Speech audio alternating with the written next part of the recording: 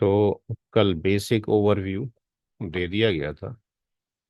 आज शुरू करेंगे कि जो एस डी वैन है उसके आर्किटेक्चर में कौन कौन से कंपोनेंट्स आते हैं और जो कंट्रोलर्स हैं उनके रोल्स क्या क्या हैं या फंक्शन क्या क्या हैं। तो पहला जो डिस्कशन है वो है एस डी वैन कंपोनेंट्स का। एस डी वैन कंपोनेंट्स कल की वीडियो अगर अपलोड ना हुई हो तो आमिर सर से आप कांटेक्ट करें। नंबर मैंने आप सारे लोगों को उनका दे दिया था। मेरा काम सिर्फ जो है क्लास तक सीमित है। लैब अगर नहीं चल रही है या किसी का आपके पास वीडियो अपलोड नहीं हुआ है, इन बोथ दी कंडीशन आपने आमिर सर से ही कांटेक्ट करना है। ठीक है जी।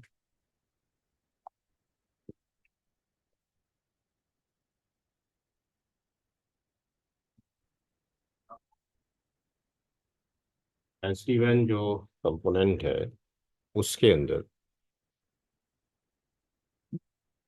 तीन चीजें हैं। एक है कंट्रोलर्स। तो जो कंट्रोलर हैं वो वी मैनेजर एक कंट्रोलर है, वी बॉन्ड एक कंट्रोलर है और वी स्मार्ट एक कंट्रोलर है। दूसरी साइट पर जो वैन एज डिवाइसेस होंगी वो या तो वी एज होगी, वेप्टेला की डिवाइस, या सी एज होगी, सिस्को की device. According to the S D वैन वेप्टेला के अकॉर्डिंग कम से कम दो ट्रांसपोर्ट हमारे पास होने चाहिए। लेट से एक एमपीएलएस ट्रांसपोर्ट है और एक इंटरनेट है। दो ट्रांसपोर्ट हमारे पास मौजूद है। हर एक ट्रांसपोर्ट की, हर एक जो भी कंट्रोलर है उसकी कनेक्टिविटी दोनों से होना ज़रूरी है रिडंडेंसी के लिए।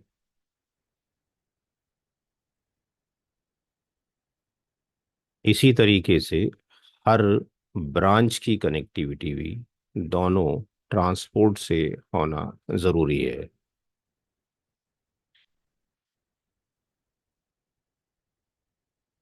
इनके पीछे जो वी एज हैं या सी एज हैं, यहाँ पर प्राइवेट एनआईडीज होंगी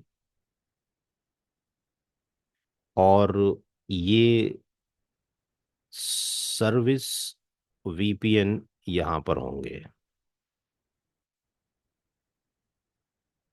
जो सर्विस वीपीएन है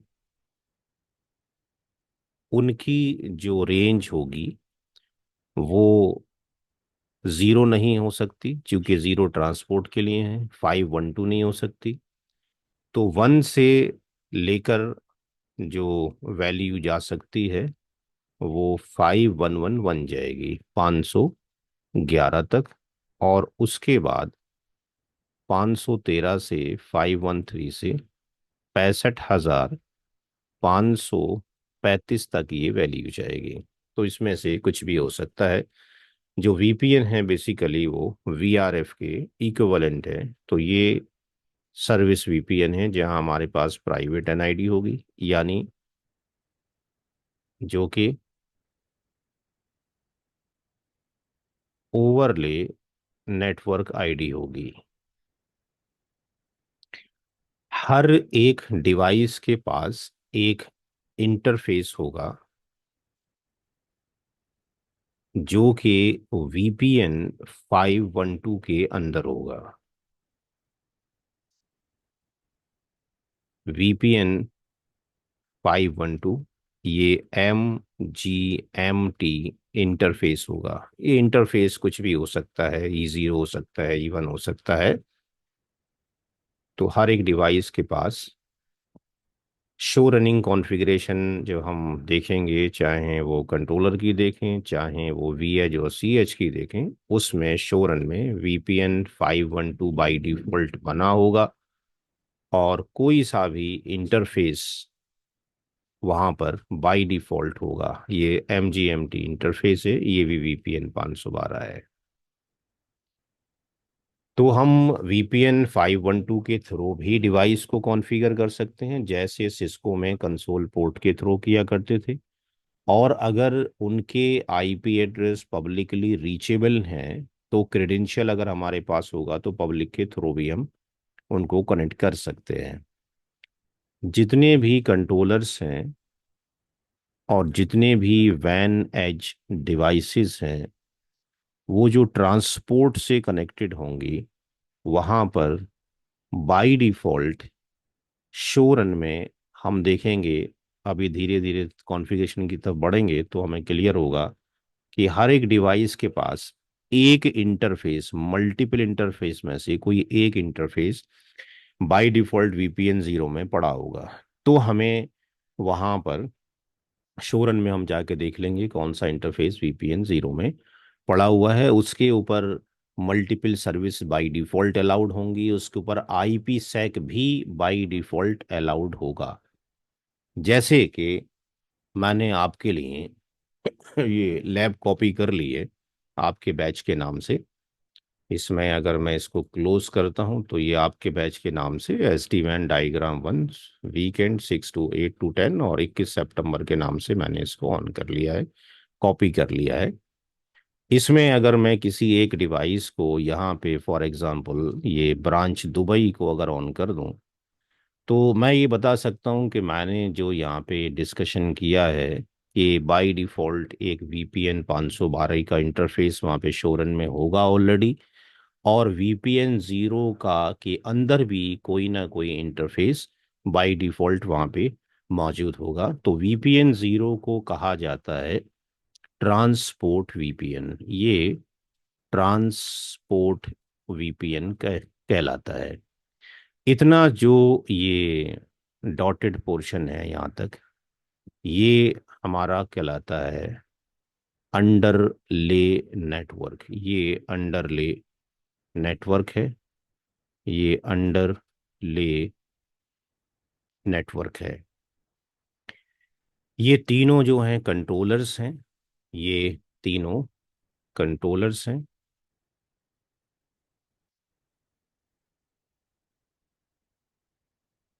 ये तीनों कंट्रोलर्स हैं। और ये जो दो हैं इनको हम वैन एज डिवाइस बोलते हैं। वैन एज, ये वैन एज डिवाइस है। यहाँ पर जो वी मैनेजर है, वो मैनेजमेंट प्लेन को MGMT प्लेन को ये हैंडल करता है। जो वी बॉन्ड है उसको हम ऑथेंटिकेशन प्लेन भी बोल सकते हैं, बट टेक्निकली जो वहाँ लिखा होता है डॉक्यूमेंटेशन में, वो लिखा होता है ORCHESTRATOR और जेस्टेटर प्लेन। ये ऑर्केस्ट्रा जो होता है वहीं से ही निकल कर आया है कि ऑर्केस्ट्रा वाले पब्लिक को बांध के रखते हैं। तो यहाँ पर ये सबको बांध के रखेगा जितनी भी डिवाइसेस होंगी। ये जो वी स्मार्ट है, ये हमारे कंट्रोल प्लेन के ऊपर काम करेगा। तो ये जो मैंने डिवाइस ऑन की है, अगर वो ऑन होकर आ गई हो तो हाँ यहाँ तो पर सर, मैंने, हाँ हाँ सर, विपिन दिस साइड। फरमाए फरमाए। तो सर बेसिकली वी स्मार्ट जो है वो ही कंट्रोल प्लेन हुआ। वो कंट्रोल प्लेन जितनी भी राउटिंग टेबल के एक्सचेंज होंगे, जितनी भी पॉलिसी बनेंगी लाइक दी कि मुझे प्राइमरी पाथ चाहिए, बैकअप पाथ चाहिए, या मुझे हब एंड स्पोक चाहिए, ट्रैफिक बाय डिफॉल्ट जा रहा था लेकिन मैं रास्ते बदलना चाहता हूँ, मैं राउट फिल्टरिंग करना चाहता हूँ, तो मेरे पास कोई अधिकार नहीं है। वो सिर्फ मैं वी स्मार्ट के ऊपर ही करूँगा। लेकिन पॉलिसी जितनी बनेंगी वो वी मैनेजर में ही बनेंगी। थोड़ी देर में डिस्कशन करेंगे कि ऑल टाइप ऑफ कॉन्फ़िगरेशन, इधर बेसिक हो, VPN हो, वीलान हो, वॉटेवर, वो सारा इसी डिवाइस के ऊपर होगा। लेकिन तो पॉलिसी जब हम बात करेंगे तो पॉलिसी यहां से इधर पहले पुश की जाएगी, फिर पॉलिसी ऐसे पुश की जाएगी। कॉन्फ़िगरेशन पॉलिसी के अलावा डायरेक्टली पुश होती है। अभी डिस्कशन करते हैं आगे। तो यहाँ पर ये डिवाइस आ गई है। इस डिवाइस को मैं यहाँ पर एक बटन है HTML कंसोल, मैंने क्लिक किया और यहाँ से अब ये सिक्योर CRT में खुल जाएगा।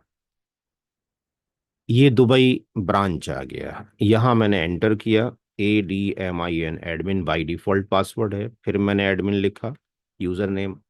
अब ये कहता है कि आप चेंज कर दें, तो अब चेंज करने में हमें बड़ा कितने बैचों का याद रखेंगे, तो हम क्या करते हैं उसका एडमिन, और दोबारा से फिर वही एडमिन एडमिन डाल दिया हमने। प्रैक्टिकल सिनारियो में आप जाहिर सी बात है सिक्योरिटी का इशू हुआ तो अलग रखेंगे और हफ्ते 10 दिन में चेंज भी करेंगे। यहाँ पे अगर मैं शो रन कमांड चलाता हूँ तो मैं आपको जो चीज़ दिखाना चाह रहा हूँ कि बाय डिफॉल्ट इसमें कोई एक इंटरफेस पड़ा हुआ है। अगर आप देखें ट्रांसपोर्ट के ऊपर मैंने दो इंटरफेस लगा रखे हैं, गिग जीरो और गिग जीरो ऑब्लिक। इसको अगर मैं बड़ा कर लूँ अगर यहाँ से, और उसको मैं ऑन टॉप कर दूँ, ऑन टॉप, और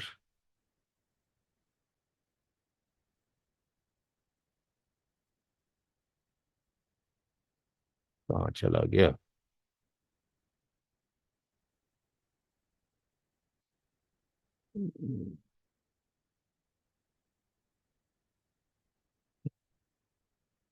तो यहाँ पे आप देखेंगे हमारे पास दो इंटरफेस हैं जो ट्रांसपोर्ट से हमने कनेक्ट किया हुआ है। एक MPLS क्लाउड को हमने लिया हुआ है, यानी एक राउटर ले लिया, प्रैक्टिकल सिनारी में पूरा MPLS क्लाउड चल रहा होगा।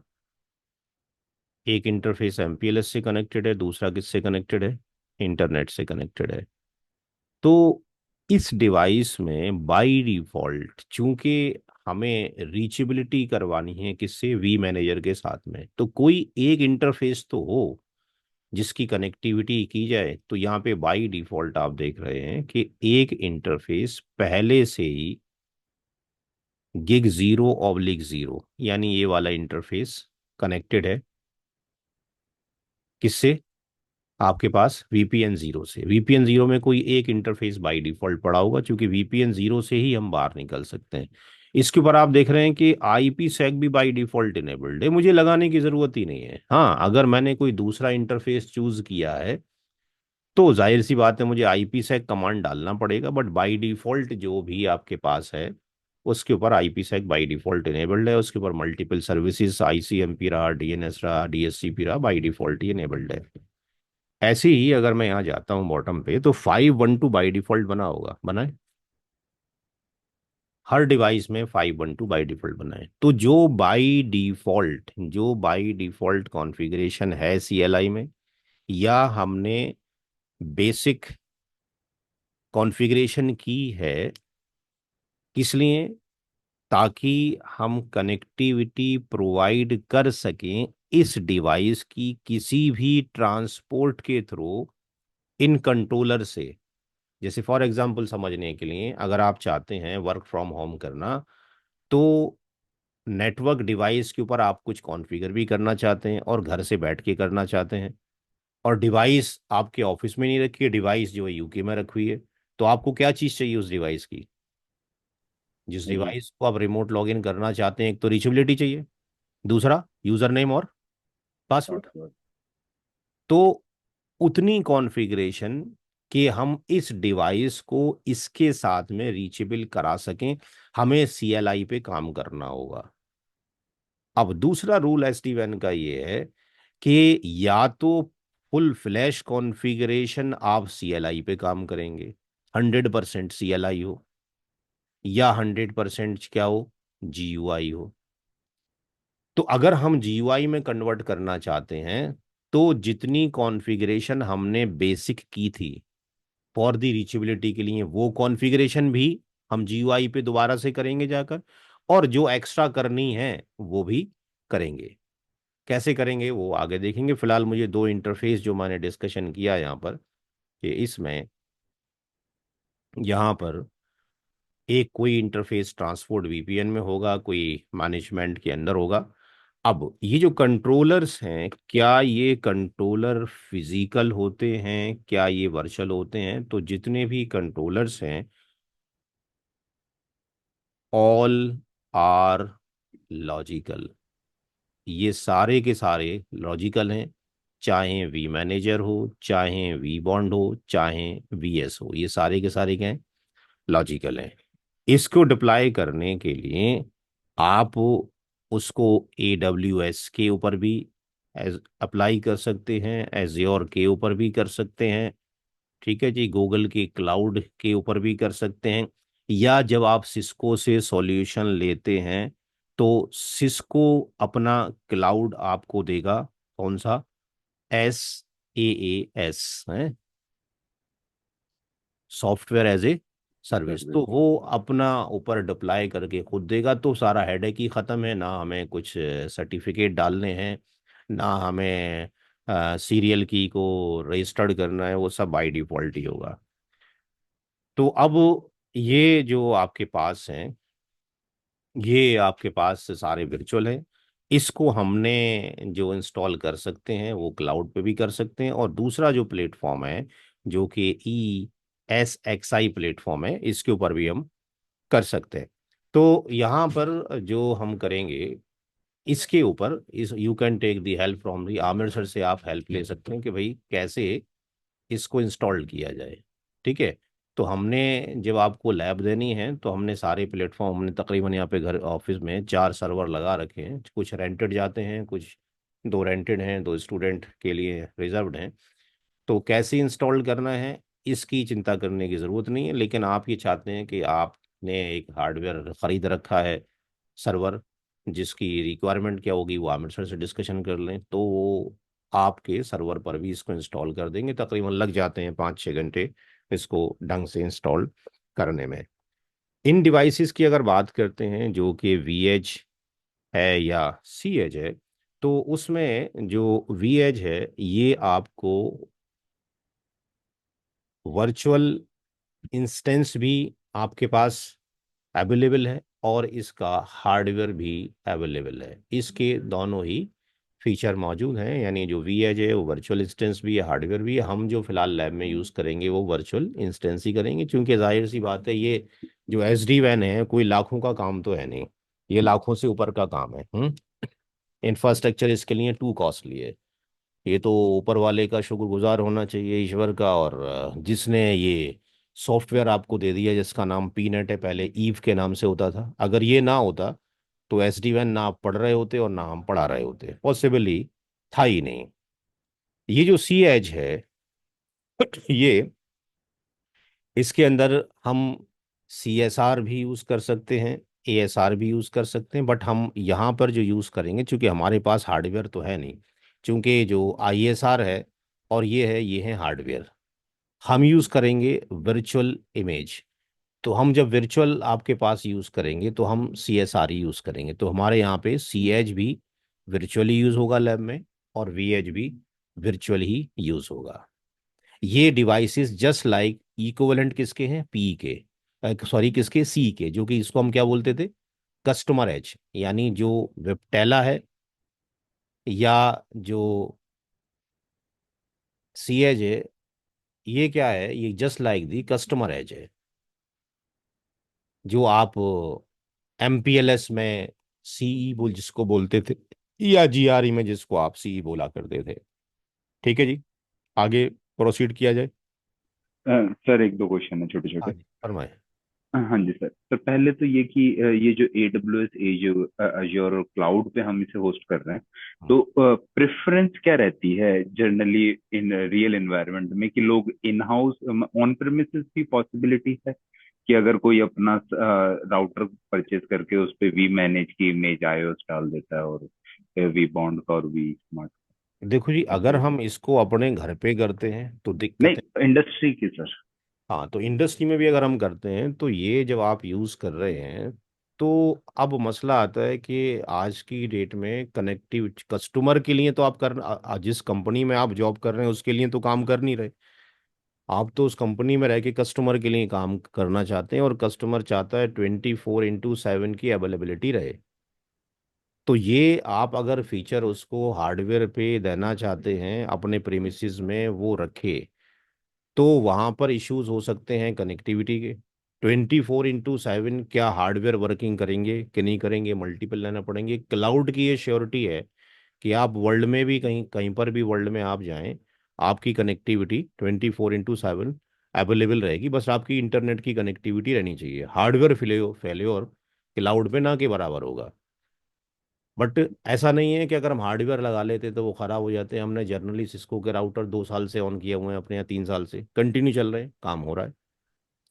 तो मतलब ये है कि हार्डवेयर की रिडंडेंसी अगर आप बियर कर सकते हैं, जैसे हम अभी यहाँ पर यूज़ कर रहे हैं, तो हम ये देखते हैं कि जो सर्वर चल रहा है, चलते चलते कभी क्या होता है, स्पाइक आ गई, तो उसके लिए हमने क्या किया, अलग से इसके लिए डीसी इन्वर्टर आते हैं।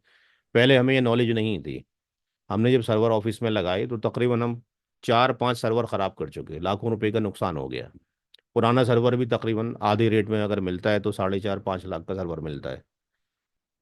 वो हमें समझ ही नहीं राइट। आके दिया। हमने मल्टीपल पावर सप्लाई चेंज की, हमने अलग कनेक्शंस किए, हमने देखा कि भाई फ्लक्चुएशन तो कोई नहीं हो रहा है, हमने बिजली वालों को भी टेस्टिंग कराई।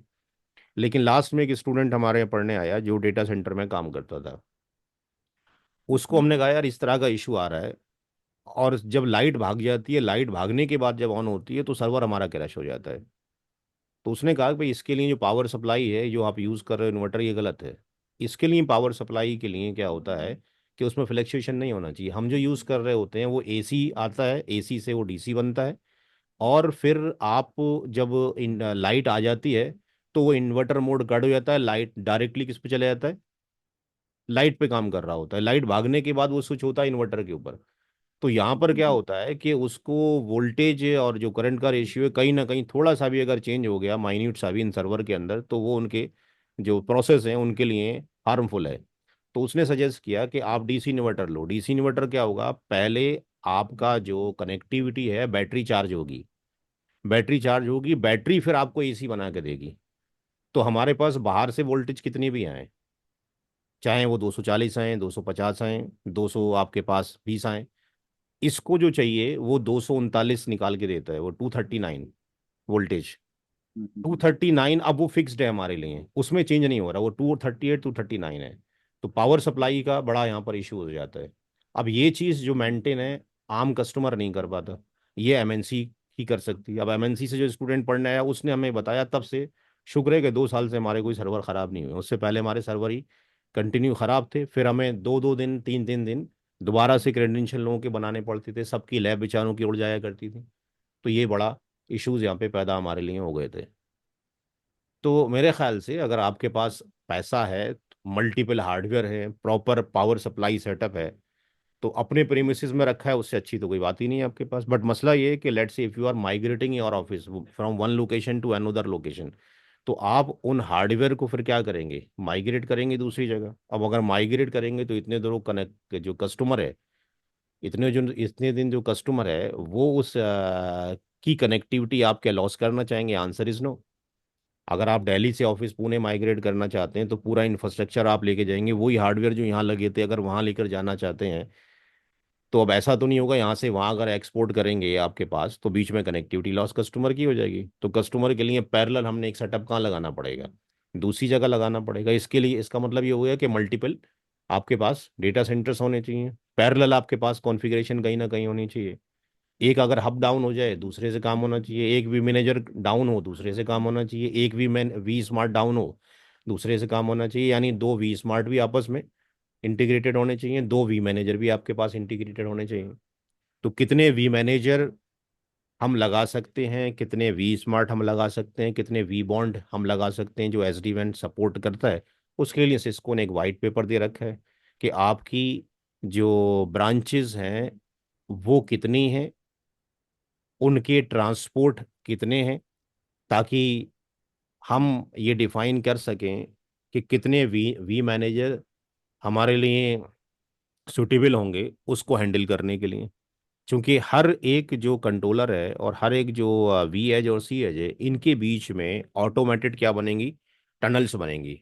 वो टनल्स भी हम क्या कर रहे हैं, खुद नहीं बना रहे हैं, यानी सब कुछ यहाँ पे काम ऑटोमेटिकली हो रहा है।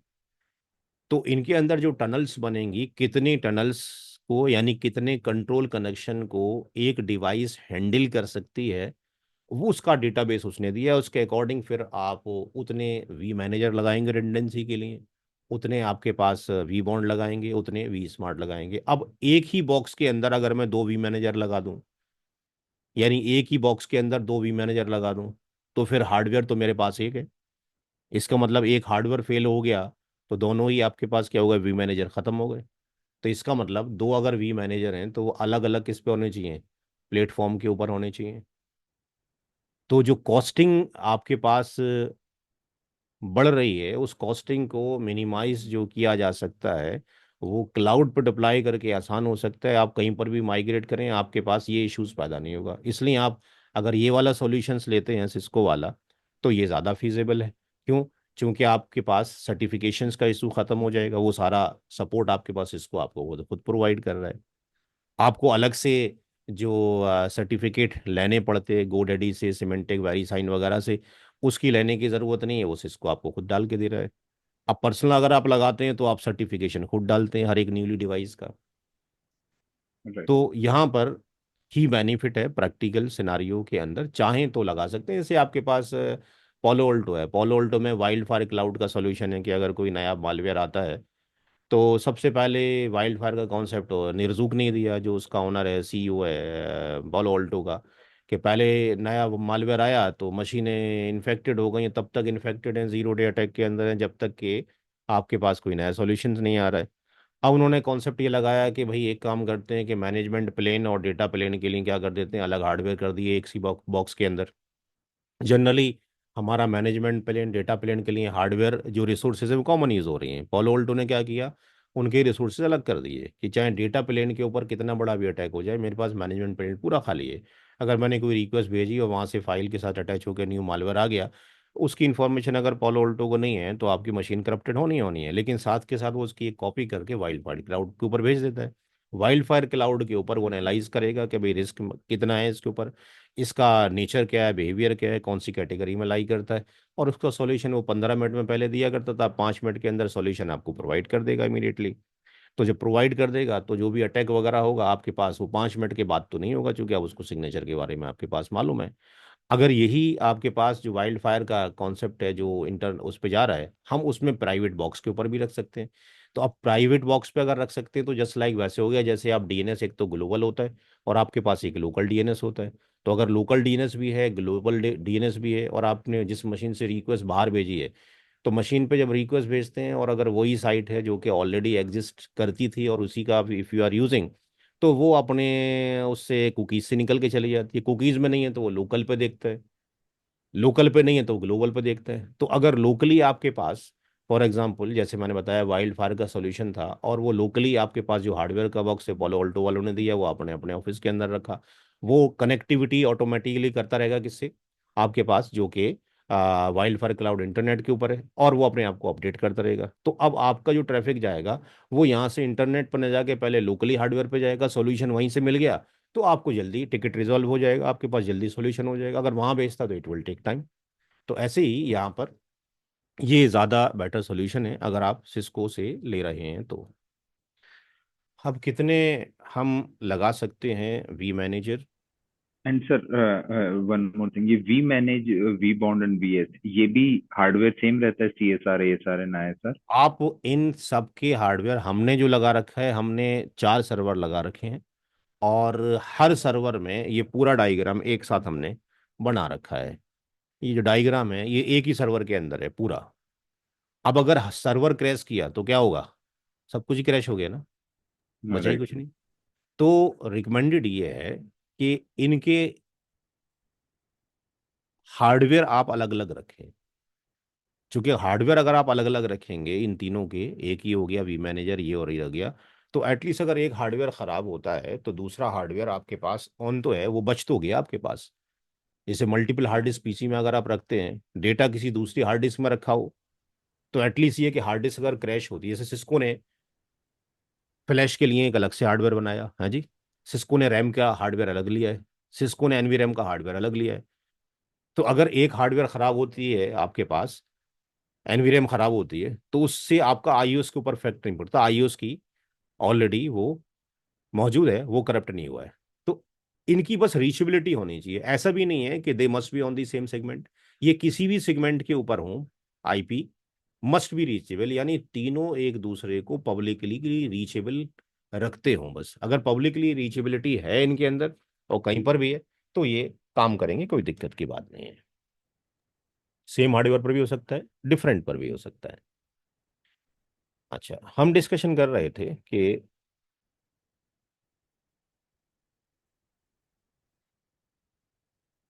कितने हम वी मैनेजर लगा सकते हैं, कितने हम वी बॉन्ड लगा सकते हैं। तो वी मैनेजर की अगर हम बात करते हैं,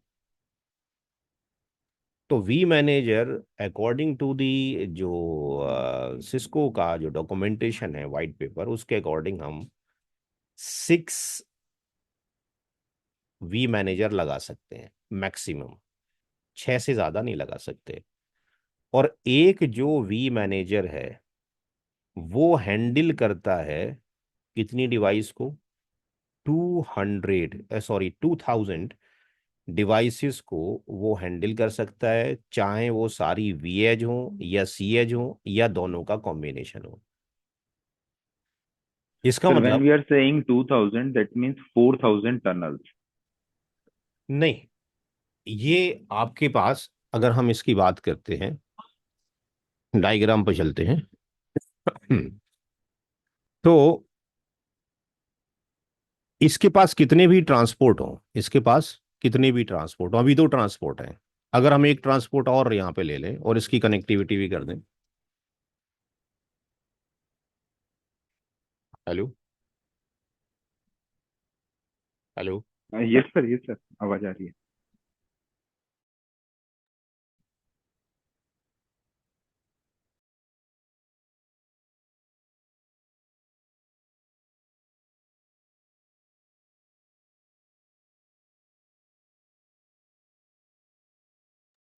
हेलो, हेलो।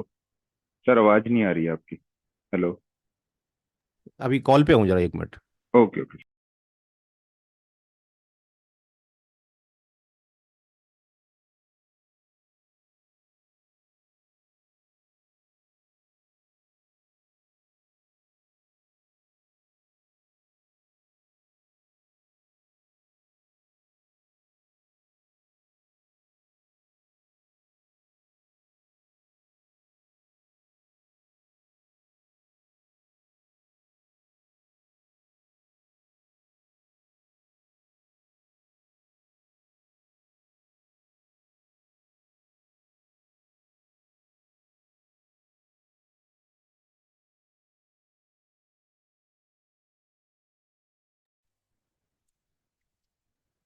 तो मैं डिस्कशन कर रहा था कि अगर एक और ट्रांसपोर्ट भी अगर हम लगा दें, यहाँ पे दो ट्रांसपोर्ट हैं, वी मैनेजर को केवल इसके साथ में एक ही टनल चाहिए, मल्टीपल टनल नहीं चाहिए, सिंगल टनल चाहिए। यानी अगर 2000 डिवाइसेस हैं तो 2000 टनल्स हो गए। लेकिन वी स्मार्ट की जो प्रॉपर्टी है टोटल डिफरेंट है। वो कहता है जितने ट्रांसपोर्ट हैं उतनी मैं टनल्स बनाऊंगा। बात समझ में आ रही है? वी स्मार्ट जो है पर ट्रांसपोर्ट एक टनल बनाता है, और वी मैनेजर पर डिवाइस एक टनल बनाता है। क्लियर है? जी, आवाज आ रही है? हाँ जी जी सर, आ सर। रही है। Yes hello. सर, क्लियर है। वी वी मैनेजर पर डिवाइस एक टनल बनाएगा, और जो वी स्मार्ट है पर ट्रांसपोर्ट एक टनल बनाएगा। क्योंकि मुझे कॉन्फ़िगरेशन के लिए एक लिंक भी मिल जाए, अगर ऐसे मान लें फॉर एग्जांपल किसी एक डिवाइस के ऊपर, SD WAN को छोड़ दें, इसको थोड़ा नॉर्मल राउटिंग मान लें, राउटर है, इसके पास दो इंटरफेस क्या तीन चार इंटरफेस हों पब्लिकली, अगर मुझे इसके गिग 0 पे आईपी डालना है, तो क्या मुझे 4 टेलनेट स्टेशन चाहिए, एसएससी चाहिए, एक से भी काम हो जाएगा? एक मोर देन सफिशिएंट है। एक मोर देन सफिशिएंट है, तो इसका मतलब एक ही टनल काफी है कॉन्फ़िगरेशन के लिए। लेकिन जब हम वी स्मार्ट की बात करते हैं, तो कॉन्फ़िगरेशन पहले हो चुकी है। We have already configured the वैनेज device with the help of the V manage. अब जब कॉन्फ़िगर कर चुके हैं, तो ये भी कॉन्फ़िगर हो गया, ये भी हो गया, ये भी हो गया। तो उसके जो मल्टीपल रास्ते हैं बाहर जाने के लिए, वो तभी पता लगेंगे जब मैं हर एक से क्या करूंगा,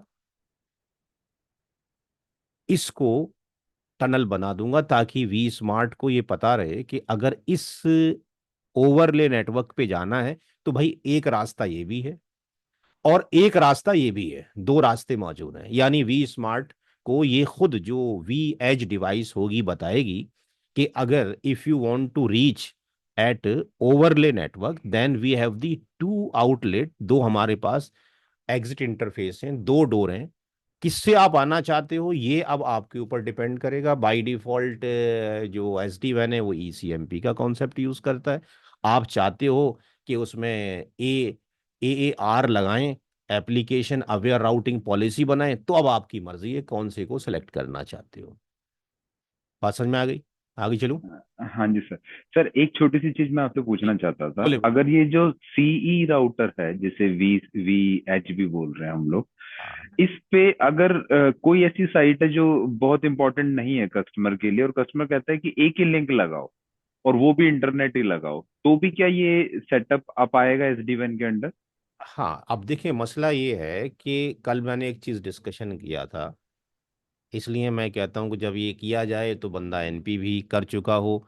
आई बी जी पी पीयर का मैंने एक नाम लिया था कल, और हाँ मैंने जी। बताया था कि इसके थ्रू हम क्या कर सकते हैं कि आईबीजीपी जो पीयर ग्रुप है, उसके थ्रू हम एडमिनिस्ट्रेटर का भी वर्कलोड कम कर सकते हैं, रिसोर्सिज भी कम इस्तेमाल कर सकते हैं, कम टाइम में टास्क को पूरा भी कर सकते हैं। लेकिन ये कब पॉसिबल है?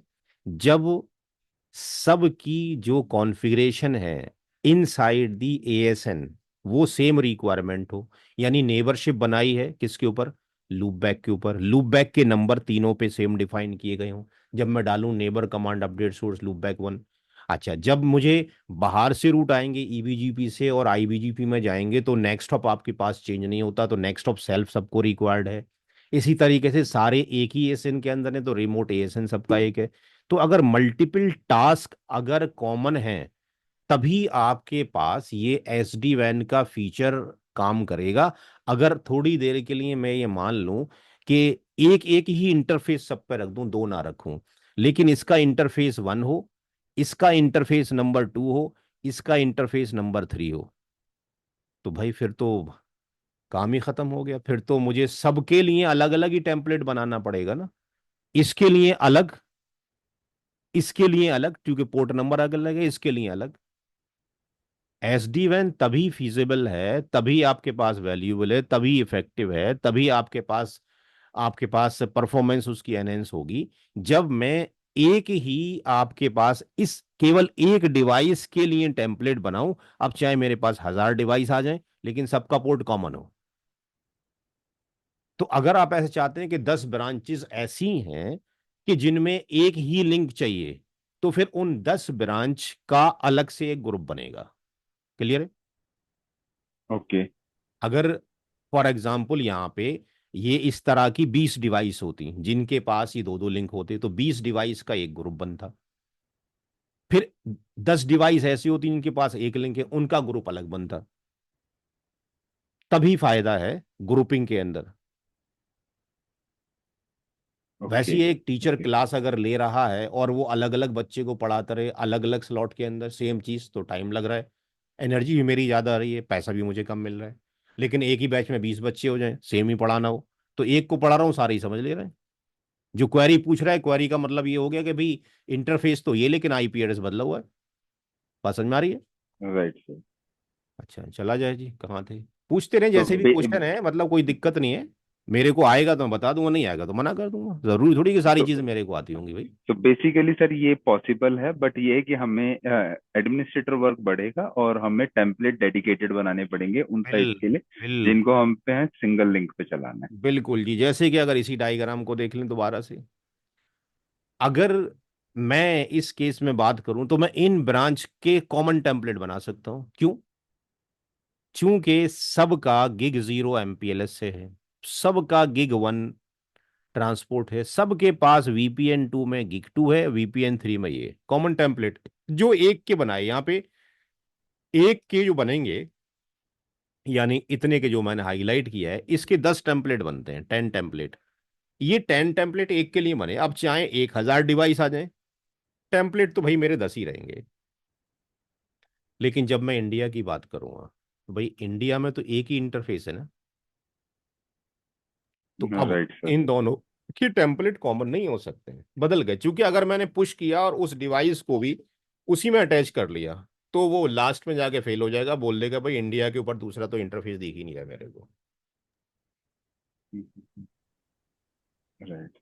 और सर कल आपने एक चीज बताई थी कि जब हम डिवाइस पे जब हम कॉन्फ़िगरेशन पुश करते हैं डिवाइस पे, तो वो कंसेप्ट मुझे क्लियर नहीं हुआ, वो मुझे मतलब लाइन स्किप हो गई हाँ, थी मुझे। अभी अभी करेंगे, धीरे धीरे पहुंच रहे हैं। एक बंदा और ज्वाइन करना चाह रहा है, ओल्ड स्टूडेंट है राम, उसको जरा हम वो मैसेज भेज दें, वो भी इसको एसडी को ज्वाइन करना चाह रहा है।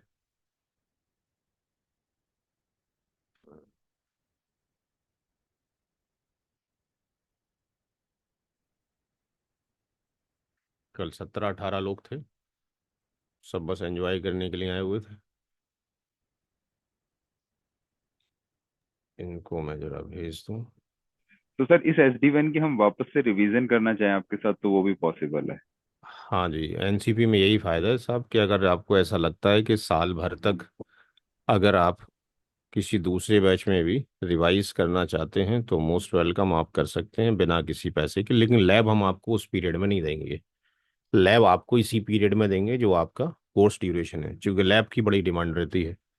जनरली लैब जो जाती हैं वो जाती हैं हमारी कॉरपोरेट सेक्टर के अंदर जाती हैं रेंट पे। हम्म।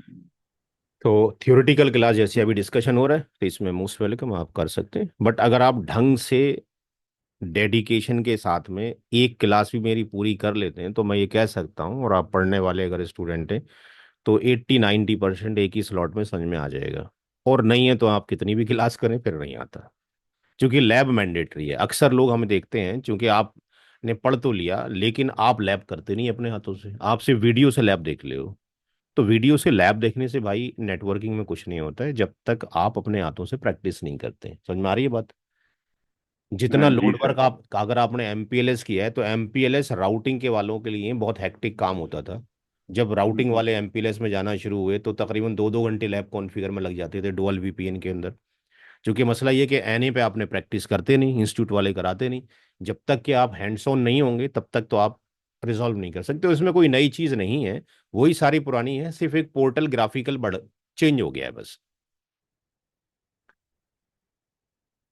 आगे चलते हैं, आपका जो राइट सर। क्वेश्चन है अभी पेंडिंग है, जो आपने बोला है उसका डिस्कशन भी हो जाएगा। तो यहाँ पे इसका मतलब हो गया, हमारे पास अगर 12,000 डिवाइसेस हैं तो हमें 6 वी मैनेजर लगाने पड़ेंगे। और 2,000 डिवाइस का सेटअप तो बहुत बड़ा हो गया भाई।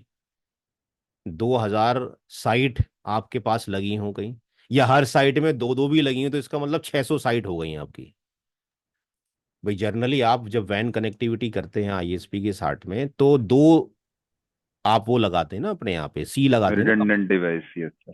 भाई रिडंडेंसी लगाते तो कम से कम दो लगाते हैं, तो इसका मतलब अगर दो लगाते हैं तो भी आपके पास कितनी हो गई, 1,000 साइट। 1000 डिवाइसेस।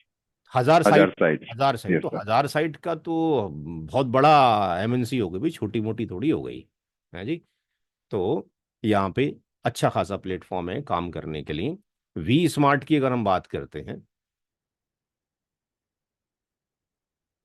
वी स्मार्ट की अगर हम बात करते हैं तो वी स्मार्ट कितने लगा सकते हैं, ये मैक्सिमम लग सकते हैं 20, 20 वी स्मार्ट हम लगा सकते हैं।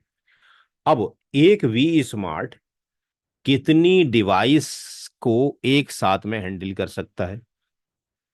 तो एक जो वी स्मार्ट है वो हैंडल कर सकता है कितने को, 5400, 5007, 5400 कंट्रोल प्लेन या कंट्रोल कनेक्शन को। यानी इस डायग्राम के अकॉर्डिंग जब हम कॉन्फ़िगरेशन कर देंगे, तो ये वाली जो डिवाइस है इसके साथ में एक टनल बनाएगी। क्या टनल का नाम होगा थोड़ी देर में डिस्कशन करेंगे। इसके साथ भी ये एक बनाएगी, यानी जितने ट्रांसपोर्ट हैं उतने बनाएगी। और ये जो नेटवर्क हैं ये वाले, ये ऑटोमेटेड इस टनल के अंदर क्या हो जाएंगे, रिडिस्ट्रीब्यूट हो जाएंगे। थोड़ी देर में आगे अभी पहुंच रहे हैं। तो जितने भी ट्रांसपोर्ट होंगे, अगर आपके पास दो डिवाइसेस हैं यहाँ पे, तो इसका मतलब हर साइड से कितने हो गए, चार। चार आपके पास टनल बन रही है। तो ये एक कंट्रोल कनेक्शन हो गया, ये दूसरा कंट्रोल कनेक्शन हो गया। तो यहां पर कितने कंट्रोल कनेक्शन हैंडल कर सकता है वो, 5400 कंट्रोल कनेक्शन हैंडल कर सकता है एक वी स्मार्ट। तो इसका मतलब 20 अगर हो तो हमारे पास इसकी मल्टीप्लाई कर लीजिए, ये तीन जीरो आ गए, और दो चौक आठ हो गया, और दो पंजी 10 हो गया, 1,08,000 कंट्रोल कनेक्शन हैंडल। इतनी डिवाइस नहीं बोल रहा है, क्योंकि एक डिवाइस के ऊपर अगर ट्रांसपोर्ट एक है तो एक कंट्रोल कनेक्शन है, अगर दो ट्रांसपोर्ट है तो दो कंट्रोल कनेक्शन है, तीन ट्रांसपोर्ट है तो तीन है, और चार है तो चार है। अगर यहाँ वी स्मार्ट लगा हुआ है तो वी स्मार्ट भी इन ट्रांसपोर्ट से कनेक्टेड है।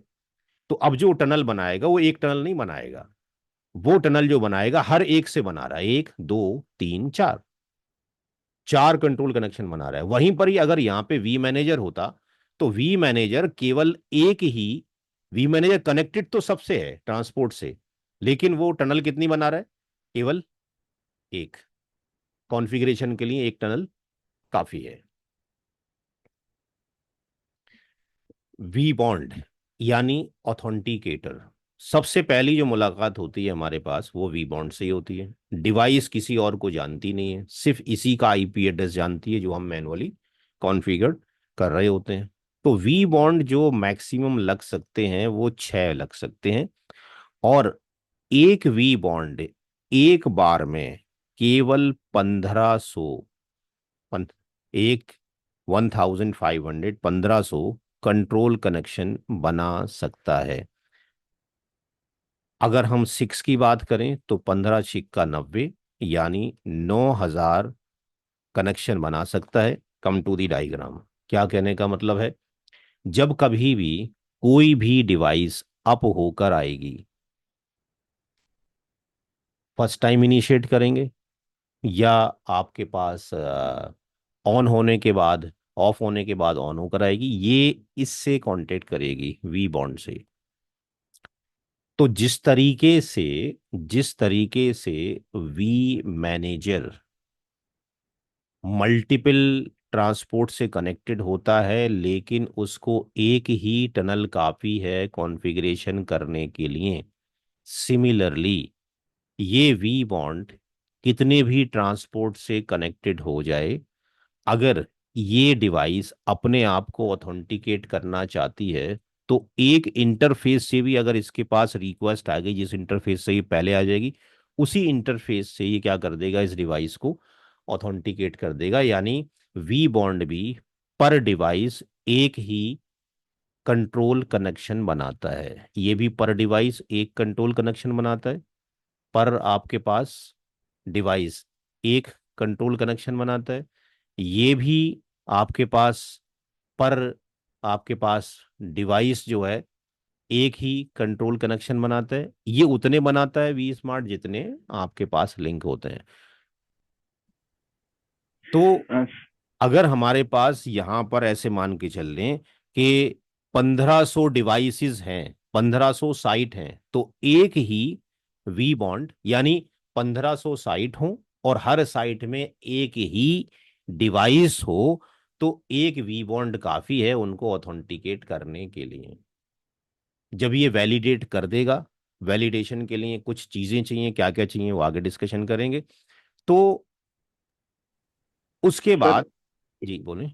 सर ये टनल्स जो होती हैं हाँ। इसमें से वी स्मार्ट की टनल तो आई थिंक परमानेंट होती होगी, और वी बॉन्ड की टनल ऑन डिमांड होती है कि when there is a request then it create a tunnel and then it ये टर्मिनेट, मतलब थोड़ी देर के ये बाद टर्मिनेट हो जाती है? ये वैसा है कि जैसे आपके फोन में स्लीप मोड है, या आपका लैपटॉप में स्लीप मोड डाल रखा है, माउस हिलाओगे तो जिंदा हो जाएगा, कोई दरवाजा खटखटाएगा तो जाग जाएगा, काम कर लेगा। ये क्या करेगा, जब ये टनल बन जाएगी और ये डिवाइस, इस आने वाली डिवाइस को इसको और इसको इंट्रोड्यूस करा देगी, और इसका इंट्रोडक्शन अपने थ्रू इसको करा देगी, तो ये रास्ते से हट जाएगा। ये टनल हमें जब जाके देखेंगे शो कंट्रोल कनेक्शन, तो ये टनल गायब हो चुकी होगी, हमें दिखाई नहीं देगी। हमें टनल सिर्फ दिखाई देंगी इस वाली टनल, और हमें टनल दिखाई देंगी केवल ये वाली टनल। ये टनल हमें परमानेंट दिखाई देंगी। ये टनल गायब हो चुकी होगी, लिंक डाउन होने के बाद अप डिवाइस आएगी, तो फिर इसका रोल है नई डिवाइस के लिए। ठीक।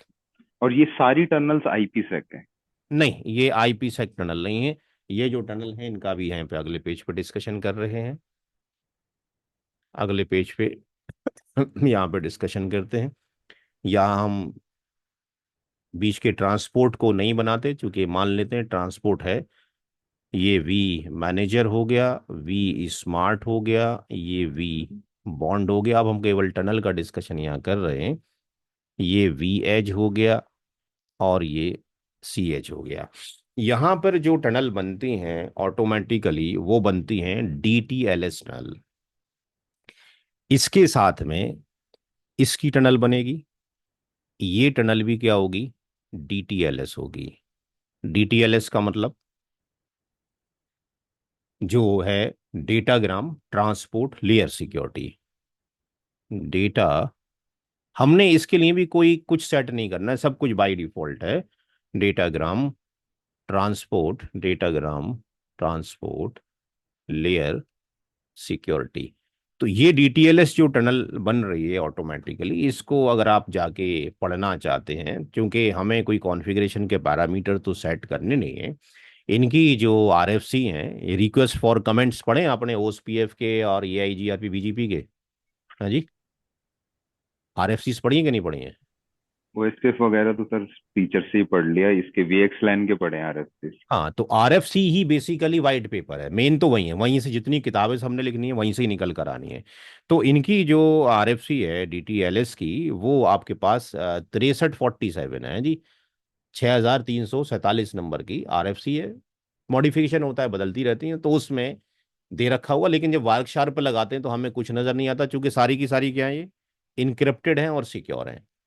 तो हर एक जो वी मैनेजर है, हर एक डिवाइस से टनल बनाएगा जो कि डीटीएलएस टनल होगी, और इसके अंदर एक प्रोटोकॉल चलेगा। उस प्रोटोकॉल का नाम होगा नेट कॉन्फ। अब ये प्रोटोकॉल अगर मैं आपको दिखाऊं यहाँ जाके, तो ये प्रोटोकॉल यहाँ पर कहाँ गया, ये प्रोटोकॉल यहाँ पर, इसके अंदर नेट कॉन्फ देखो यहाँ पे बाय डिफॉल्ट इनेबल्ड होगा। यहाँ पे ये नेट कॉन्फ है, इसको मुझे अलाउ करना है, नो लिखा हुआ है, केवल क्या करना है, नेट कॉन्फ प्रोटोकॉल को इनेबल्ड करना है। किसके अंदर, जो टनल बन रही है। और यहाँ पे जो टनल है आपके पास, ये टनल इंटरफेस के ऊपर है, और यहाँ पर नेट कॉन्फ प्रोटोकॉल चलेगा। नेट कॉन्फ का जो फंक्शन होगा वो क्या होगा, वी मैनेजर के अंदर, वो हम आप ये आगे पढ़ेंगे नेट कॉन्फ क्या करेगी। तो इसके बीच में प्रोटोकॉल चल रहा है नेट कॉन्फ। जब ये इसकी बात करते हैं वी स्मार्ट की, तो वी स्मार्ट भी इनके साथ में डीटीएलएस टनल बनाता है। ये भी ऑटोमेटिकली बनेगी। हर वी एच और सी एच से एक डीटीएलएस टनल बनेगी। इसके अंदर जो प्रोटोकॉल चल रहा होता है, वो प्रोटोकॉल चल रहा होता है O M P overlay management protocol आपके पास चल रहा होता है। तो यहाँ पे ओ एम पी चल रहा होता है। जो वी बॉन्ड है, उसके साथ भी डीटीएलएस टनल बन रही होगी हर एक के साथ में। और ये टनल जो यूज की जाएगी, ये टनल यूज की जाएगी सर्टिफिकेशंस के लिए, यानी एसएसएल प्रोटोकॉल्स वगैरह के लिए, टीएलएस और एसएसएल के लिए ये यूज होगी। क्या इसके अंदर जा रहा है वो हमें भी नजर नहीं आता, क्योंकि वो इनक्रिप्टेड, सारा का सारा इनक्रिप्टेड है टोटली। इन सारे कंट्रोलर्स के बीच में भी बॉन्ड होता है, और ये भी डीटीएलएस टनल होती है। तो ये सारी डीटीएलएस टनल यहाँ पे चल रही हैं, सभी डीटी, ये भी डीटीएलएस टनल है। ये सारी ऑटोमेटिकली बनेंगी, जिसको हम शो कंट्रोल कनेक्शन में जाके देख सकते हैं कि कितने कंट्रोल कनेक्शंस उसने बनाए हैं। प्रिविलेज मोड पे किसी भी डिवाइस पे जाके हम शो कंट्रोल और डैश कनेक्शन में जाके देख सकते हैं। उसमें बताएगा कौन कौन सा सोर्स आईपी है, कौन सा डेस्टिनेशन आईपी है, किसके साथ में उसने बनाई है, कौन सा उसने इसका डीटीएलएस का जो क्या नाम है पोर्ट नंबर है, वो कौन सा उसने पोर्ट नंबर यूज़ किया हुआ है। तो ये मल्टीपल पोर्ट नंबर आपके पास यूज़ कर रहे होते हैं, तो वो पोर्ट नंबर आपको दिखाई वहाँ पे दे जाएंगे। तो हम इसको टीएलएस भी कर सकते हैं, बाय डिफॉल्ट वो टी डीटीएलएस पे ही काम कर रही होती है। पोर्ट नंबर आपको कुछ भी दिखाई दे सकता है, 1 2 3 4 6, ये भी पोर्ट नंबर होगा। आ, आ, फ- 1 2 3 4 5, हाँ 5, हाँ 5 नंबर का ये नंबर आपके पास हो रहा होता है। ये ऐसे भी हो सकता है, 1 2 3 4 6 भी हो सकता है। तो ये जो नंबर है वो ऑटोमेटिकली लेता रहेगा, यानी जो पोर्ट नंबर है वो ऑटोमेटिकली यूज करेगा, वो भी हम कुछ डिफाइन नहीं कर रहे हैं। अब इनके इंडिविजुअल, रैंडम सोर्स पोर्ट। हाँ रैंडम आपके पास पोर्ट नंबर लेगा जो भी इसके लिए रिजर्व्ड है। अब इसके इंडिविजुअली जो फंक्शंस हैं, वी मैनेजर क्या काम करता है, कैसे काम कर रहा है, और आपके पास वी स्मार्ट का क्या फंक्शन हो रहा है। तो जो वी मैनेजर है, वी मैनेजर याद ही रखना है कि वो कोई फिजिकल अप्लायंस नहीं है, ये क्या है, वर्चुअल इंस्टेंस है। ये एक वर्चुअल इंस्टेंस है। क्या टाइम हो गया? अभी मैं 10 मिनट के बाद नमाज पढ़ने जाऊंगा, अभी तो क्लास 15 मिनट के लिए ब्लॉक रहेगी। ये एक वर्चुअल इंस्टेंस है, और ये आपके पास फिजिकल अप्लायंस नहीं है। इसका अभी तक कोई हार्डवेयर निकाला ही नहीं गया है।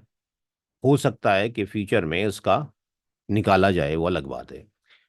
वी मैनेजर के थ्रू क्या काम परफॉर्म हो सकते हैं, हम सारा काम क्या कर सकते हैं, सेंट्रलाइज कर सकते हैं। सेंट्रलाइज हम कॉन्फ़िगरेशन सर कर वी सकते मैनेज के लिए कोई हार्डवेयर नहीं निकाला, दैट मीन्स ये नॉर्मल सर्वर्स पे कोई हाइपरवाइजर डालते हैं और उसके हैं, जी ऊपर हम उसके वी ऊपर, मैनेज को जी डाल देते उसके ऊपर डाल देंगे। हैं। अलग से डेडिकेटेड कोई हार्डवेयर नहीं है, तो कॉन्फ़िगरेशन का पार्ट सेंट्रलाइज कर सकते हैं। जो पॉलिसीज आप बनाते थे ट्रेडिशनल राउटिंग के अंदर, राउट फिल्टरिंग वगैरह की फॉर एग्जांपल, या उनकी मैट्रिक की चेंज करने की, तो वो पॉलिसीज हम अलग अलग हर एक राउटर पे जाके बनाते, वो भी हम सेंट्रलाइज बना सकते हैं। हमें अगर ट्रबल शूटिंग करनी है, मॉनिटर करना है, तो वो हमारे पास अलग से मॉनिटर का टैब है, वहाँ जाके मॉनिटरिंग कर सकते हैं।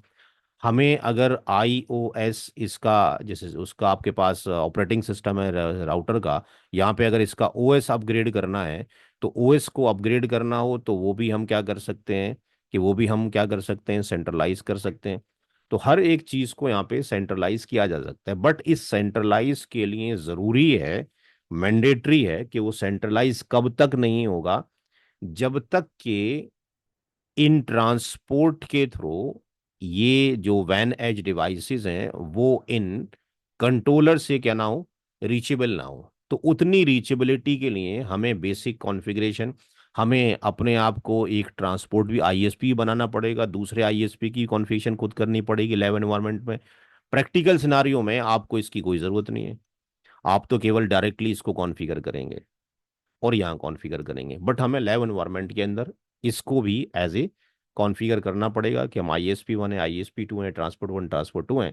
और इस कनेक्टिविटी के साथ साथ हमें कुछ और चीज़ें रिक्वायर्ड हैं, जैसे कि इस डिवाइस का जो चैसी नंबर है वो क्या है, इस डिवाइस का टोकन नंबर क्या है, जो हमने सिस्को से अकाउंट बनाकर प्रोविजनिंग फाइल के अंदर, जो आपको अगले सैटरडे में दिखाया जाएगा, सर्टिफिकेट डालकर प्रोविजनिंग फाइल को कैसे अपलोड करेंगे, डायरेक्टली भी सिंक कर सकते हैं और अपने लैपटॉप में डाउनलोड करके भी अपलोड कर सकते हैं। तो सीरियल नंबर, टोकन नंबर, ये भी हमें चाहिए। हमें हर डिवाइस के लिए कुछ सर्टिफिकेट भी चाहिए। उस सर्टिफिकेशन के लिए हमें रूट सर्ट की ज़रूरत पड़ेगी, हमें आईडी सर्ट की ज़रूरत पड़ेगी, ये भी हमारे के पास चाहिए। हमें उस डिवाइस के ऊपर ऑर्गेनाइजेशन का नेम भी चाहिए, हमें उस डिवाइस के ऊपर वी बॉन्ड का एड्रेस भी चाहिए। तो हर एक डिवाइस के पास मल्टीपल चीज़ों का होना ज़रूरी है।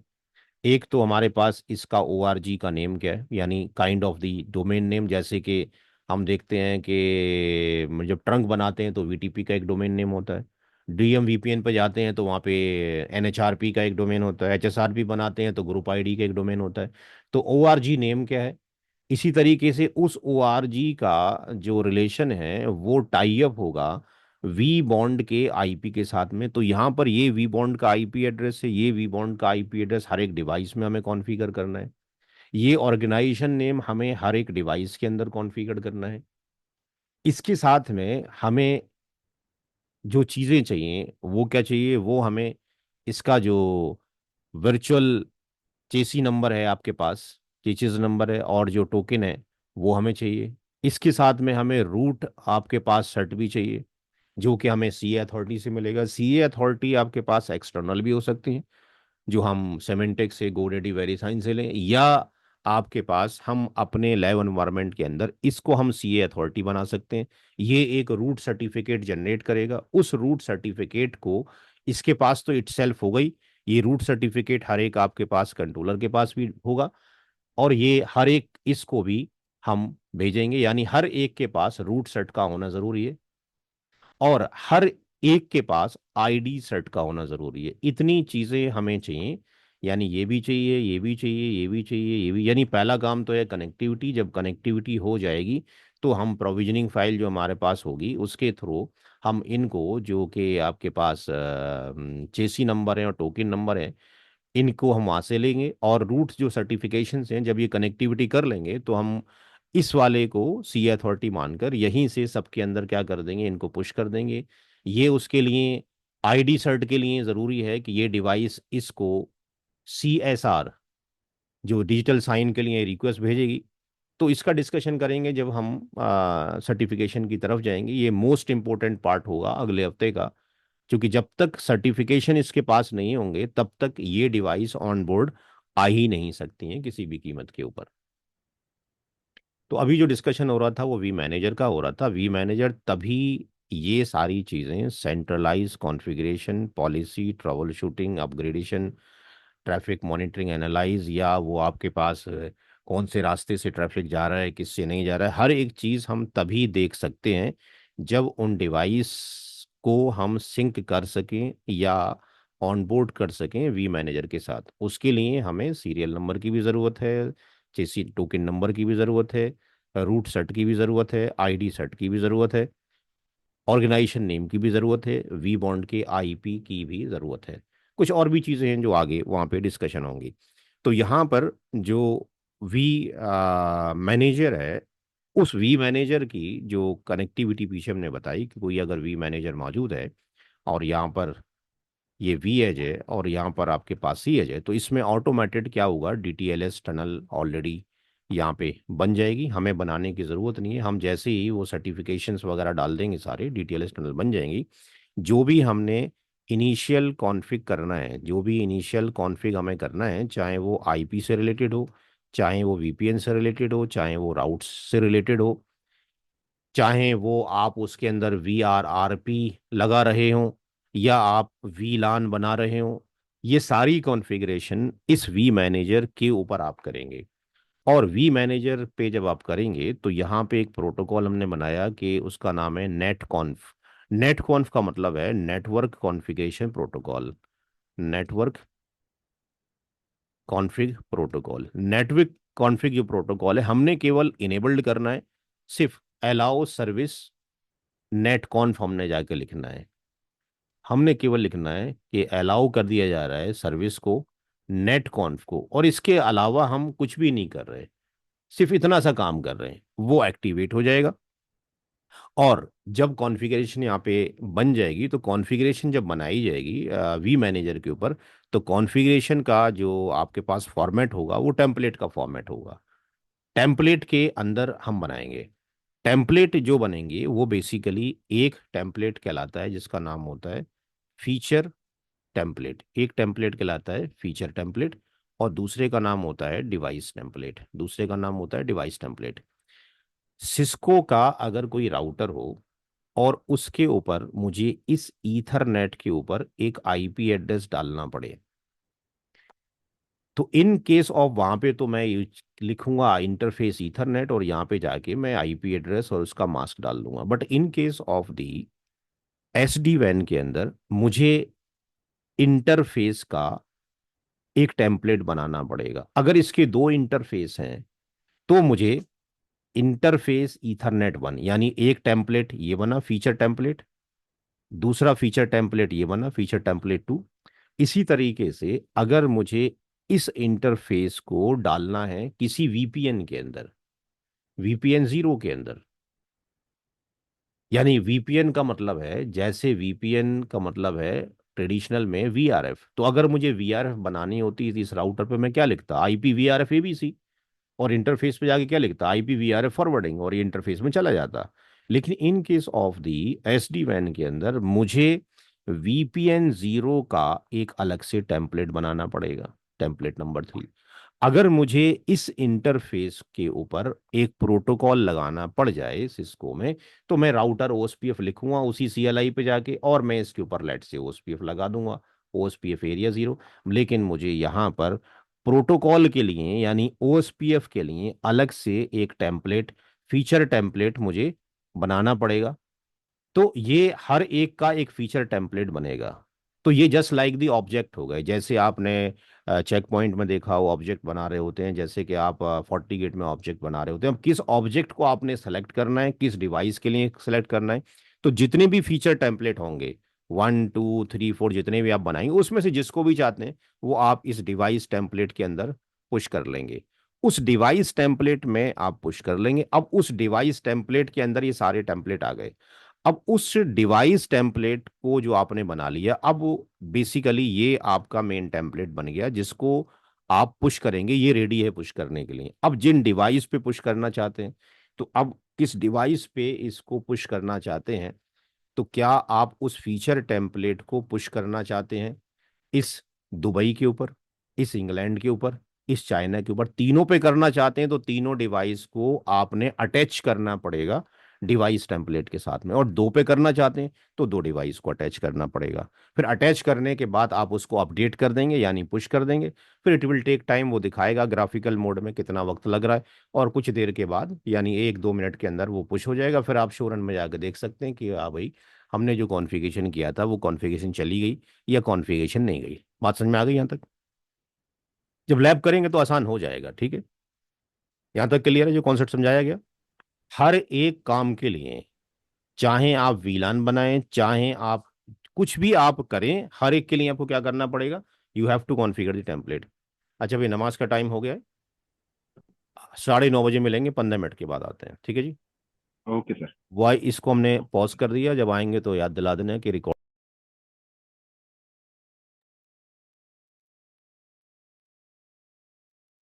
आवाज आ रही है भाई? हाँ जी सर, आ रही। हाँ जी सर। तो वी मैनेजर के थ्रू सेंट्रलाइज कॉन्फ़िगरेशन उस वक्त होगी जब हम डिवाइस की रीचेबिलिटी कर देंगे।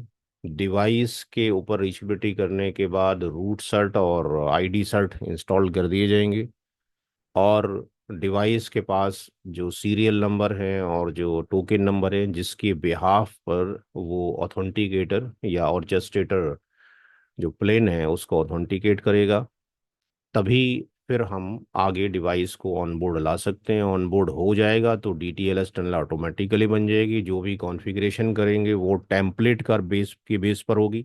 हर काम का एक टेम्पलेट होगा। यानी अगर इसको बात किया जाए, इस डायग्राम की बात की जाए, जो डायग्राम आपके सामने है, तो ये दोनों किसके अंदर हैं, वीपीएन जीरो के अंदर है। यानी एक टेम्पलेट बनेगा इसका, किसका, वीपीएन जीरो का। फिर इस वीपीएन जीरो के अंदर ये इंटरफेस है गिग जीरो, फिर अगला इंटरफेस है गिग वन। जो एमपीएलएस का लिंक है हमने उस पे ओएसपीएफ प्रोटोकॉल रन किया हुआ है। तो इसका मतलब वीपीएन में एक ओएसपीएफ का टेम्पलेट बनेगा। इसी तरीके से जो कॉन्फ़िगरेशन की जाएंगी हर एक डिवाइस के ऊपर, वो कहलाएगा सिस्टम कॉन्फ़िग। वो कहलाएगी आपके पास सिस्टम कॉन्फ़िग। सिस्टम कॉन्फ़िग के अंदर जैसे कि इसकी आरआईडी है, जैसे कि इसका सिस्टम आईपी है, जैसे कि इसकी साइट आईडी है, इसका ऑर्गेनाइजेशन नेम क्या है, यानी ओआरजी नेम क्या है, वी बॉन्ड का आईपी क्या है, साइट आईडी क्या है, सिस्टम आईपी क्या है, ये किसके अंदर आते हैं, इसके अंदर आते हैं। तो इसका टेम्पलेट अलग बनेगा। इसके बाद अगर आप VPN2 बनाना चाहते हैं तो VPN2 का टेम्पलेट अलग बनेगा। VPN2 में इंटरफेस गिग 2 है, उसका टेम्पलेट अलग बनेगा। VPN2 में प्रोटोकॉल आपने लगाया है OSPF, उसका टेम्पलेट अलग बनेगा। तो हर एक चीज का एक टेम्पलेट बन रहा है। उस टेम्पलेट को फिर डिवाइस टेम्पलेट में कॉल करेंगे। जब डिवाइस टेम्पलेट में कॉल कर लेंगे तो फिर उस डिवाइस टेम्पलेट वो रेडी हो गया, किस डिवाइस पे पुश करना चाहते हैं।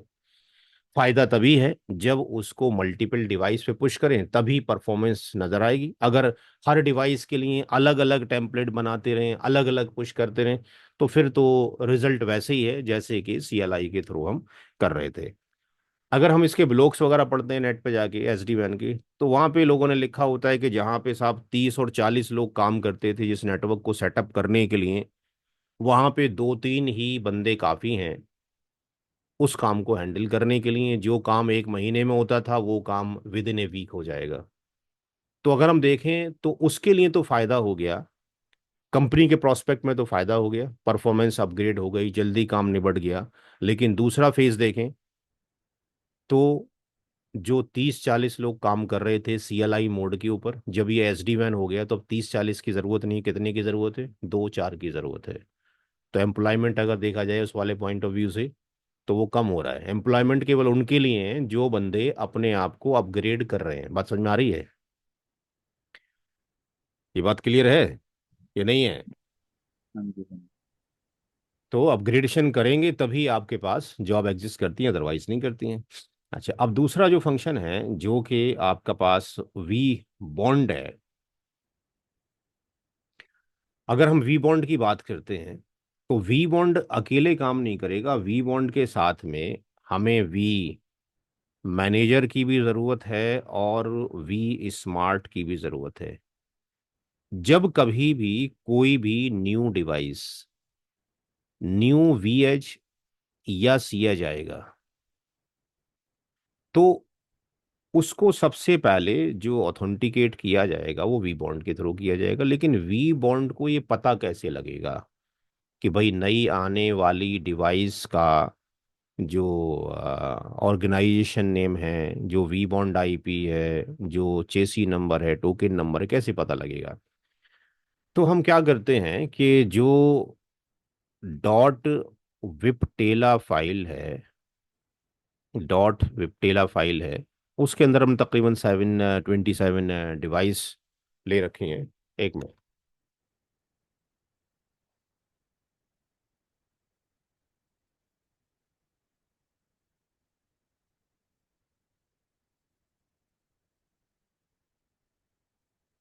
तो मैं डिस्कशन कर रहा था कि डॉट विपटेला फाइल को हम क्या करेंगे कि ये जो वी मैनेजर है, इस वी मैनेजर में डायरेक्टली भी सिंक कर सकते हैं। इसको हम डायरेक्ट सिंक भी कर सकते हैं, यानी जो सिस्को की साइट है वहां से डायरेक्टली, यानी सिस्को से हम इसको डायरेक्टली भी सिंक कर सकते हैं। और हम ऐसा भी कर सकते हैं कि हम इसको अपने लैपटॉप में डाउनलोड कर लें यहाँ पे। तो हमने अपने लैपटॉप में डाउनलोड करके रखा हुआ है, क्योंकि समटाइम्स वहां से सिंक नहीं हो पाता, फिर लैब के लिए इश्यू होता है। उसके बाद हमने क्या कर दिया, इसको वी मैनेजर में अपलोड कर दिया, यानी उस फाइल को हम वी मैनेजर में अपलोड कर देते हैं। तो ये जो डॉट विपटेला फाइल के अंदर जो नज़र आती हैं, मैं यहाँ पर इस वाले डायग्राम को क्लोज करके वो डायग्राम खोल लूँ जो मेरे पास ऑलरेडी डायग्राम एक्टिव है, जहाँ पे मैं आपको दिखा सकूं कि यहाँ पे क्या आईपी है इसका? ADMIN admin, ADMIN admin, show interface, ETH0, 10.10.4.5, 10.10.4.5, admin, admin.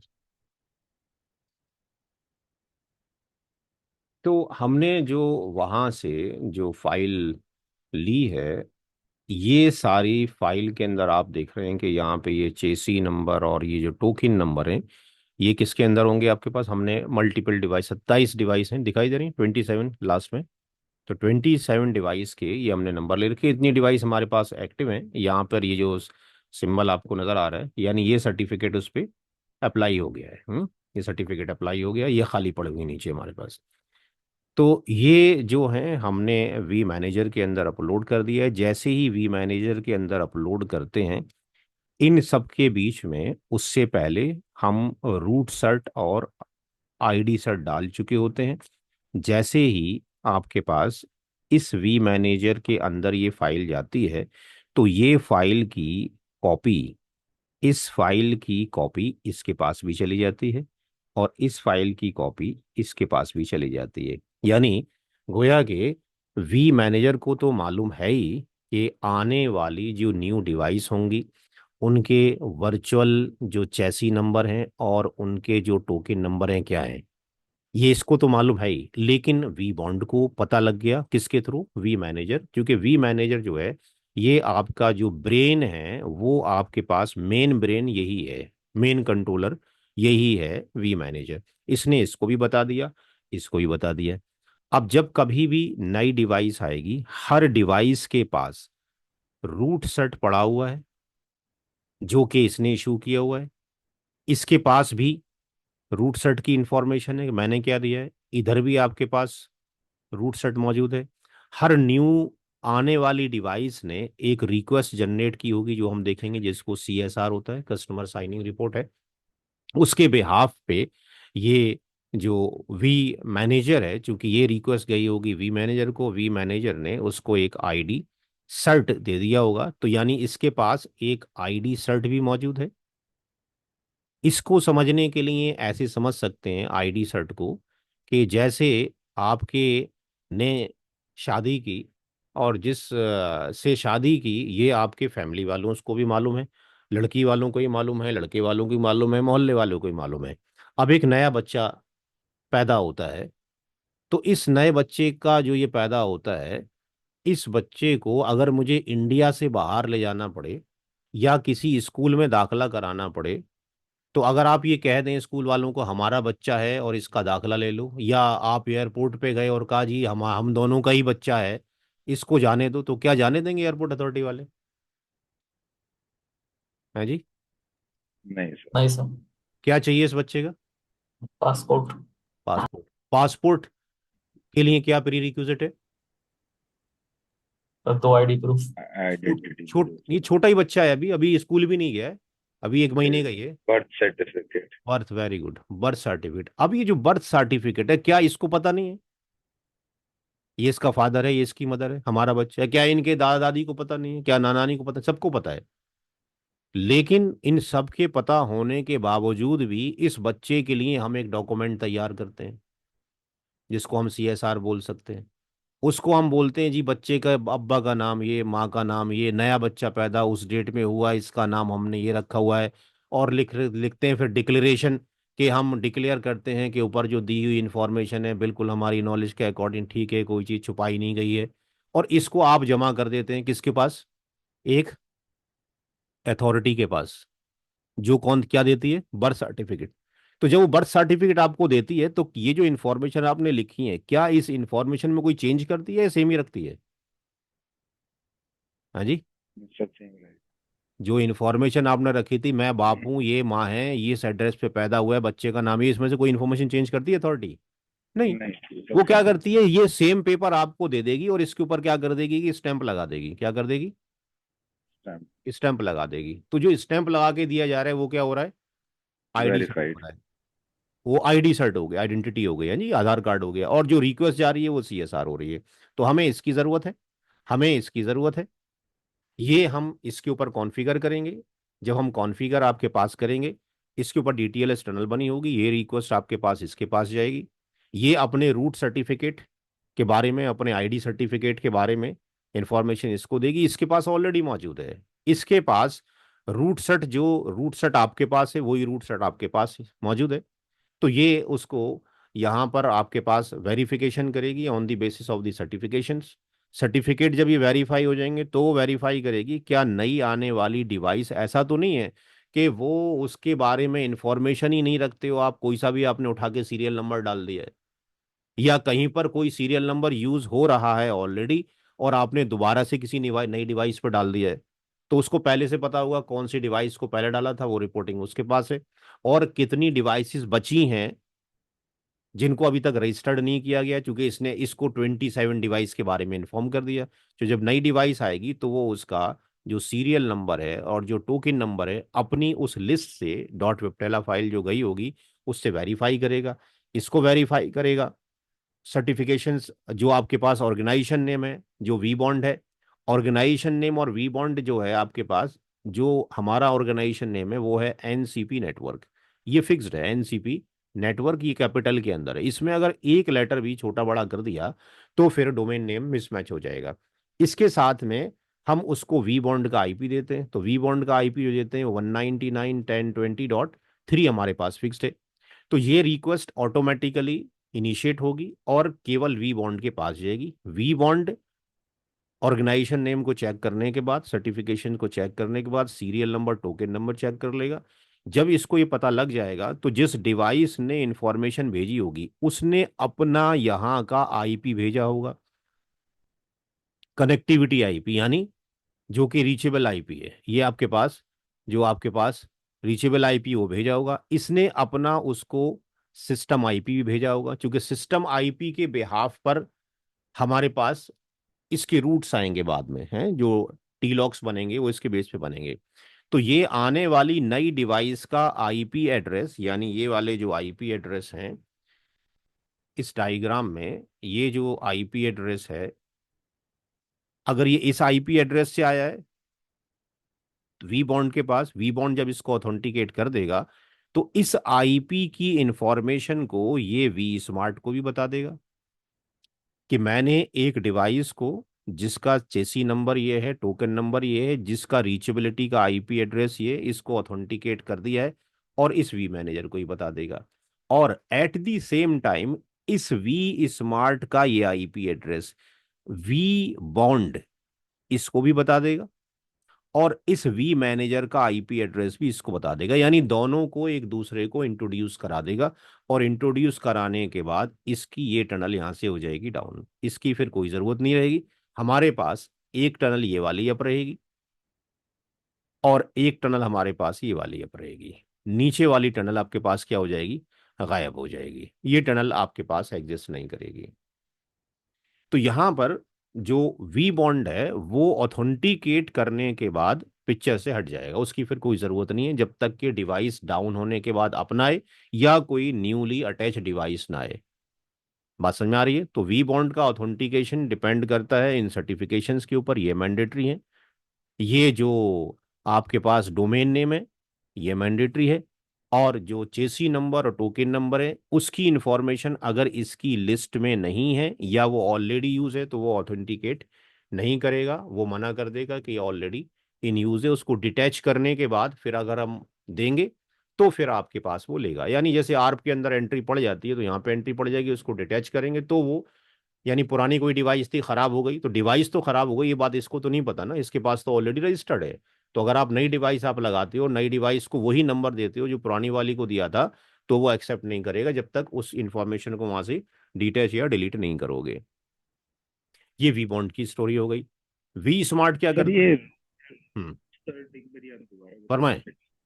Root shirt sir एक बार दोबारा बता दीजिए। आईडी सर्ट तो समझ में आया मुझे, रूट सर्ट एक बार। आप जब वेबसाइट कोई खोलते हैं तो उस पर कोई सर्टिफिकेट लगा होता है।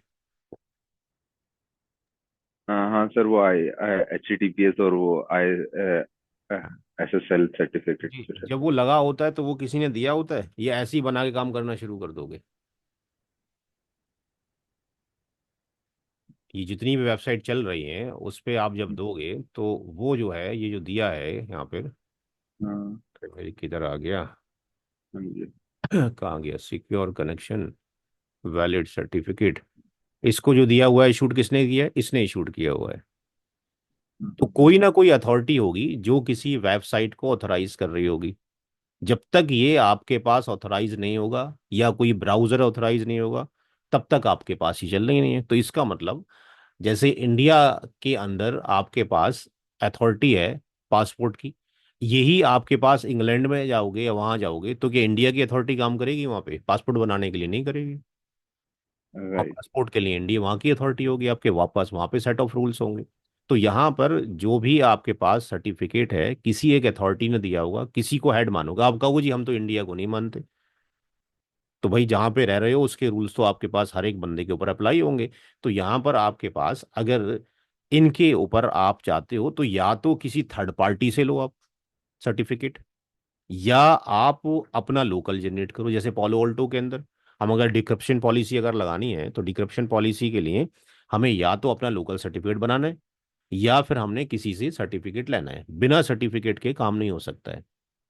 तो ये सर्टिफिकेट आपके पास मैंडेटरी है सिक्योर कनेक्शन के लिए। अगर सिक्योर कनेक्शन नहीं है तो सर्टिफिकेशन की कोई जरूरत नहीं है। ट्रेडिशनल राउटिंग में ट्रैफिक जा रहा है ना आपके पास। Right sir. अच्छा, अब जो वी स्मार्ट है उसका काम क्या है? वी स्मार्ट का नंबर आता है तीसरे नंबर पे। पहला नंबर क्या है? वी बॉन्ड का। पहली मुलाकात हमारी इससे होती है। जब इससे हो जाती है तो दूसरे नंबर पे वी मैनेजर उसको क्या करता है? कॉन्फ़िगर करता है।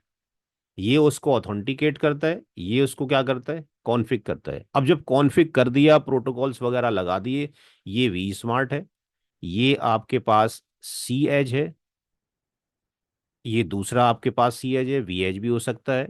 यहां पर कुछ नेटवर्क्स पड़ी हैं, फॉर एग्जांपल मैंने 10 10 और लेट्स से 21 1 22 1 23 1 ये नेटवर्क ले ली। और यहां पर जो नेटवर्क्स पड़ी हैं 10 10 41 1 42 1 43 1 ये ले ली। ये कौन से वीपीएन में पड़ी हैं? सर्विस वीपीएन के अंदर। कौन सी वीपीएन के अंदर है? सर्विस वीपीएन के अंदर। अब मान लो सर्विस जो वीपीएन है वो 2 है। अच्छा, अब बीच में हम ट्रांसपोर्ट नहीं दिखा रहे, बीच में ट्रांसपोर्ट की कनेक्टिविटी ऑलरेडी है।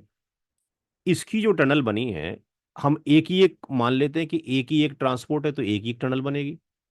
तो ये डीटीएलएस टनल बनी है और ये भी डीटीएलएस टनल बनी है। इस डीटीएलएस टनल के अंदर बाय डिफॉल्ट एक प्रोटोकॉल चल रहा है जिसका नाम है OMP, overlay management protocol. Overlay MGMT protocol. अच्छा, अब अगर हमने इसके यहां पर जो कि VPN 2 है उसमें फॉर एग्जांपल OSPF लगा दिया, इधर भी OSPF लगा दिया। अब याद रहे कि ये वाला जो है ये ट्रांसपोर्ट VPN है। यहाँ पर ना, यहाँ ट्रांसपोर्ट VPN है, यहाँ पे VPN 0 चल रहा है, यहाँ पर VPN 0 चल रहा है, VPN 0 चल रहा है। तो जो OMP प्रोटोकॉल है वो ट्रांसपोर्ट के ऊपर या यू कैन से अंडरले नेटवर्क पे चल रहा है। और जो सर्विस VPN है वहां पे OSPF प्रोटोकॉल चल रहा है। जैसे ही हम OSPF लगाएंगे ये सारे नेटवर्क इसके अंदर ऑटो रिडिस्ट्रीब्यूट हो जाएंगे। कौन चला गया भाई? राजा चले गए हैं। ऑटो क्या हो जाएंगे? री डिस्ट्रीब्यूट हो जाएंगे। और ये इसके पास प्रिविलेज मोड पे शो OMP पीयर में दिखाई देंगे कि हमने कौन से नेटवर्क यहां पे रिसीव किए हैं। अब आपने बीजीपी में एक पढ़ा होगा, RR रूट रिफ्लेक्टर पढ़ा है? IBGP में होता है कि EBGP में होता है? IBGP में सर। तो क्या वो कुछ कोई पैरामीटर मॉडिफाई करता है? वो एग्जैक्टली सेम भेज देता है आगे?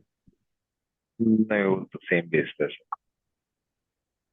वो कुछ चेंज नहीं करता, सब कुछ उठा के वैसे ही भेज देता है। रिफ्लेक्ट कर देता सेम। तो ये जस्ट लाइक दी RR काम करेगा, BGP का RR की तरह। ये लाइक दी बीजीपी आरआर है, ये इसको क्या कर देगा, यहाँ रिफ्लेक्ट कर देगा। अब ये रूट किसके थे, यहां पर वीपीएन 2 के रूट थे। ये रूट यहां पहुंचे और यहां आने के बाद ये रूट यहां पर रिसीव हो गए, किसके रूट, ये रूट रिसीव हो गए ओएमपी के राउट। तो ये वीपीएन के राउट यहां पे आने के बाद रिसीव हो गए किसके, ओएमपी राउट में बदल गए। फॉर एग्जांपल समझने के लिए, अगर इतने पोर्शन, अगर ये राउटर होता, फॉर एग्जांपल ये भी राउटर होता, और यहां पर इतने पोर्शन में चल रहा होता बीजीपी, तो ये रूट इस राउटर पे किससे आते, बीजीपी से आते ना। जी भाई, ये राइट ओएसपी सर। को मैनुअली डिस्ट्रीब्यूटर बीजीपी से आते, और ये जब हम्म। बीजीपी बन रहा है तो ये वाले रूट इस पे किससे नजर आते, बीजीपी से नजर आते, राइट। राइट। तो ये रूट यहाँ पे बीजीपी से आ गए।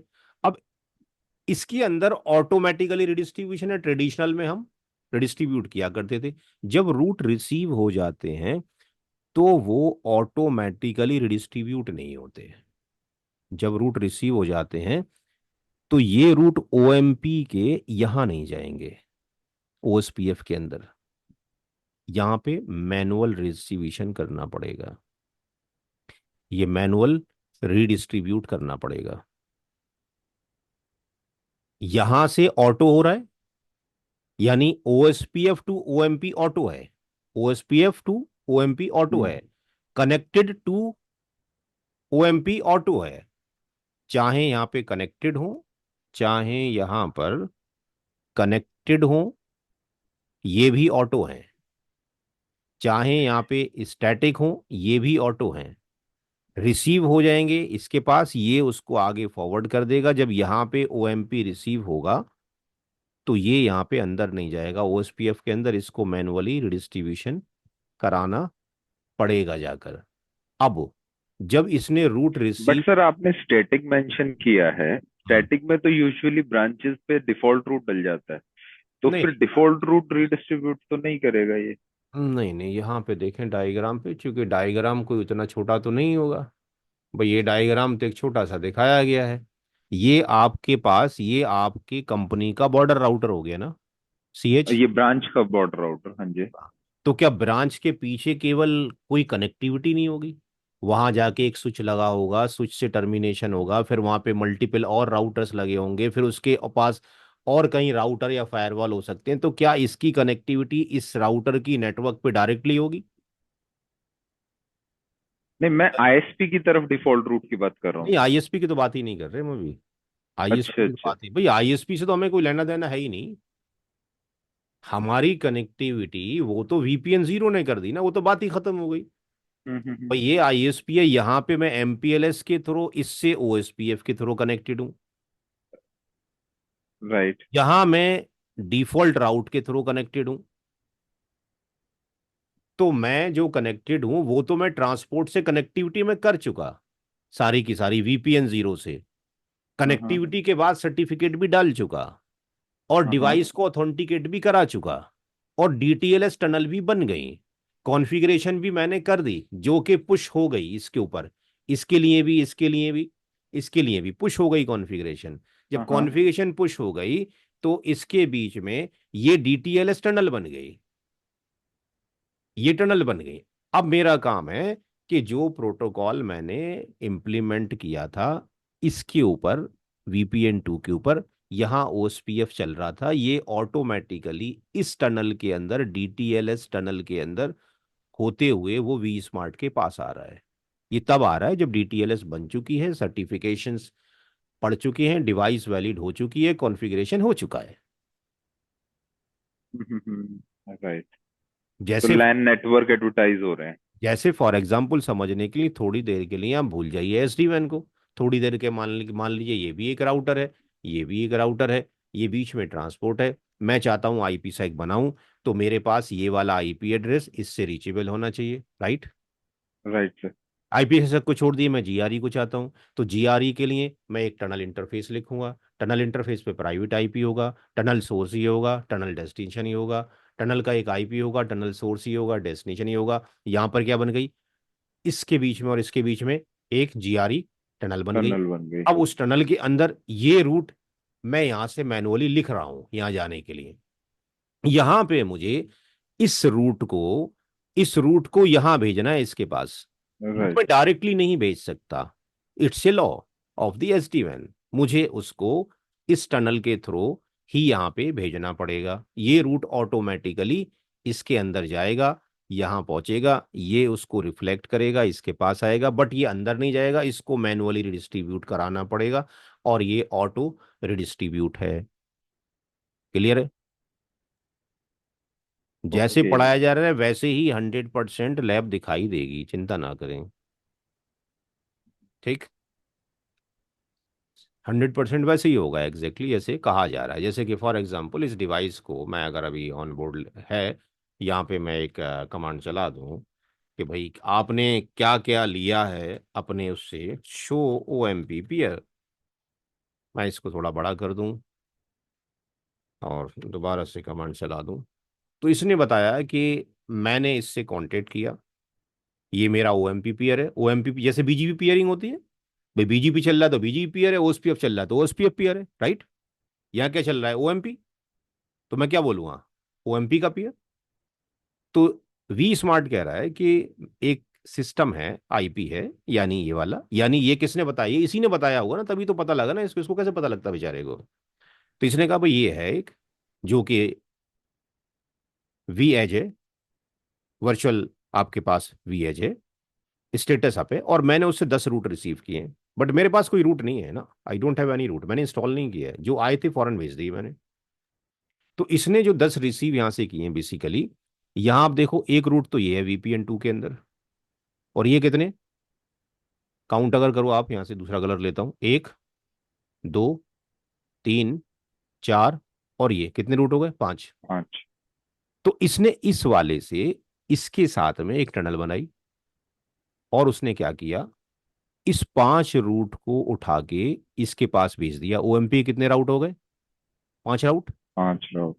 इसी तरीके से उसने इसके साथ भी टनल बनाई, जितने भी ट्रांसपोर्ट होंगे, और ये रूट उसने यहाँ पे ही भेज दिए। इसको कितने रूट आ गए, 10 रूट, 5 यहां से इस वाले टनल से, 5 इस टनल से। तो ये वो दिखा रहा है कि मैंने 10 रूट रिसीव किए।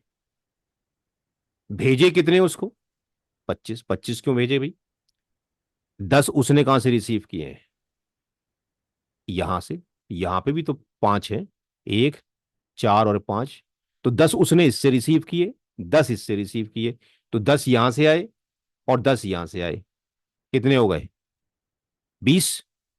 और 5 कहां से आए, 5 आए इंडिया से, एक रूट हमने अभी ये लगा रखा है, ठीक, और यहां पे ये दूसरा, और ये 3, ये 5 यहां से आए, चूंकि यहां पे क्या है, एक लिंक है, राइट?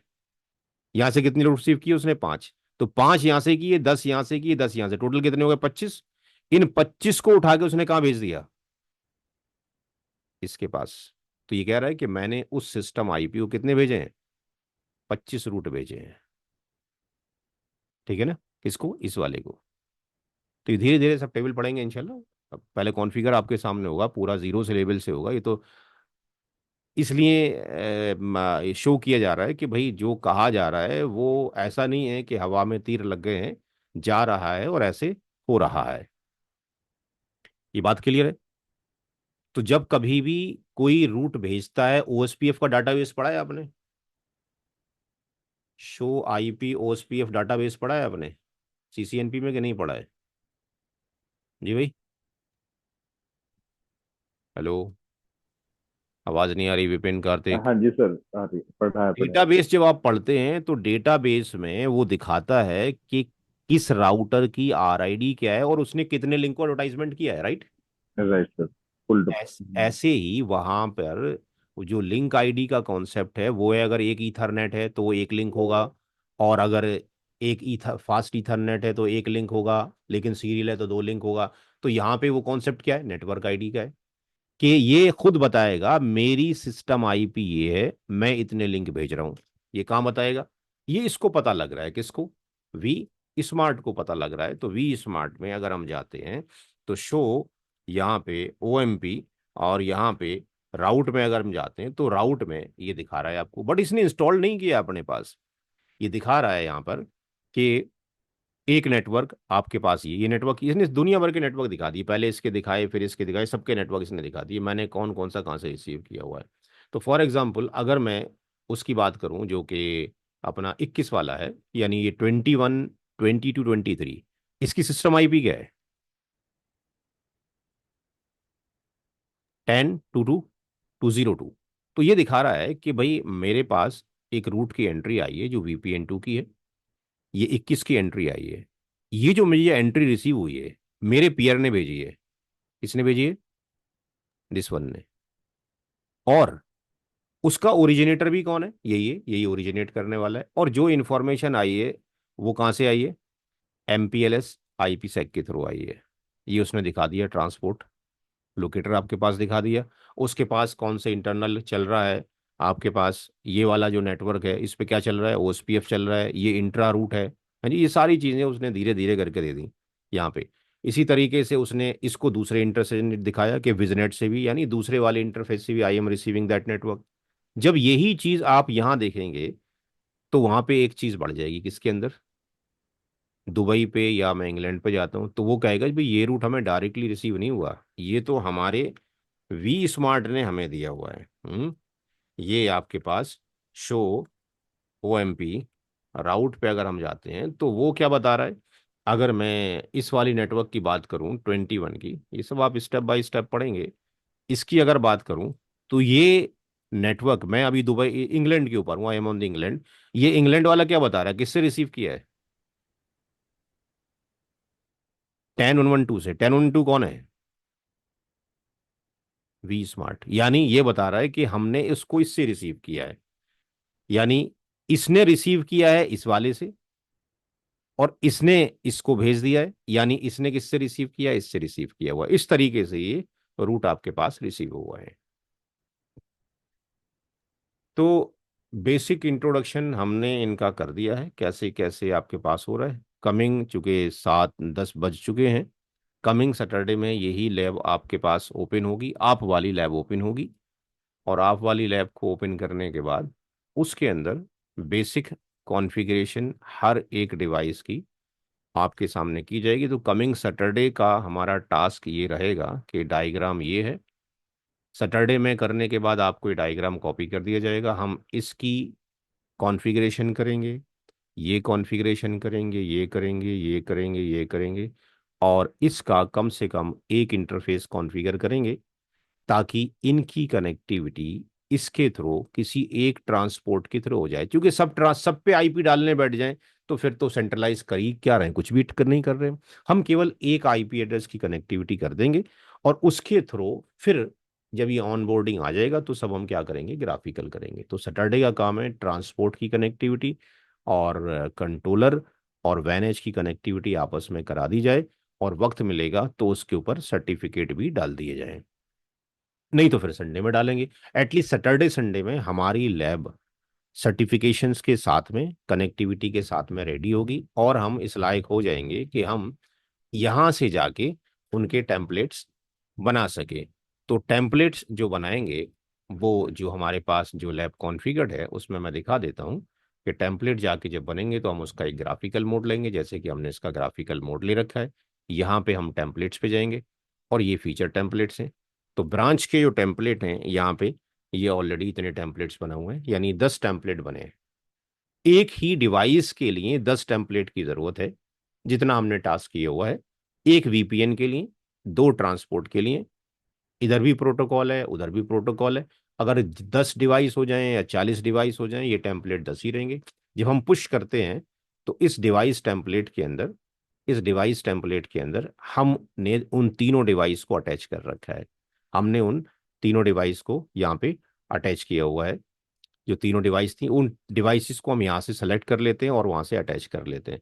इसको अगर हम खोल के देखते हैं ब्रांच को, तो यहाँ पे हम देखेंगे कि जितने टेम्पलेट हमने बनाए थे उन सारे टेम्पलेट्स को हमने यहाँ पे कॉल कर लिया। ये फीचर टेम्पलेट्स हैं सारे के सारे।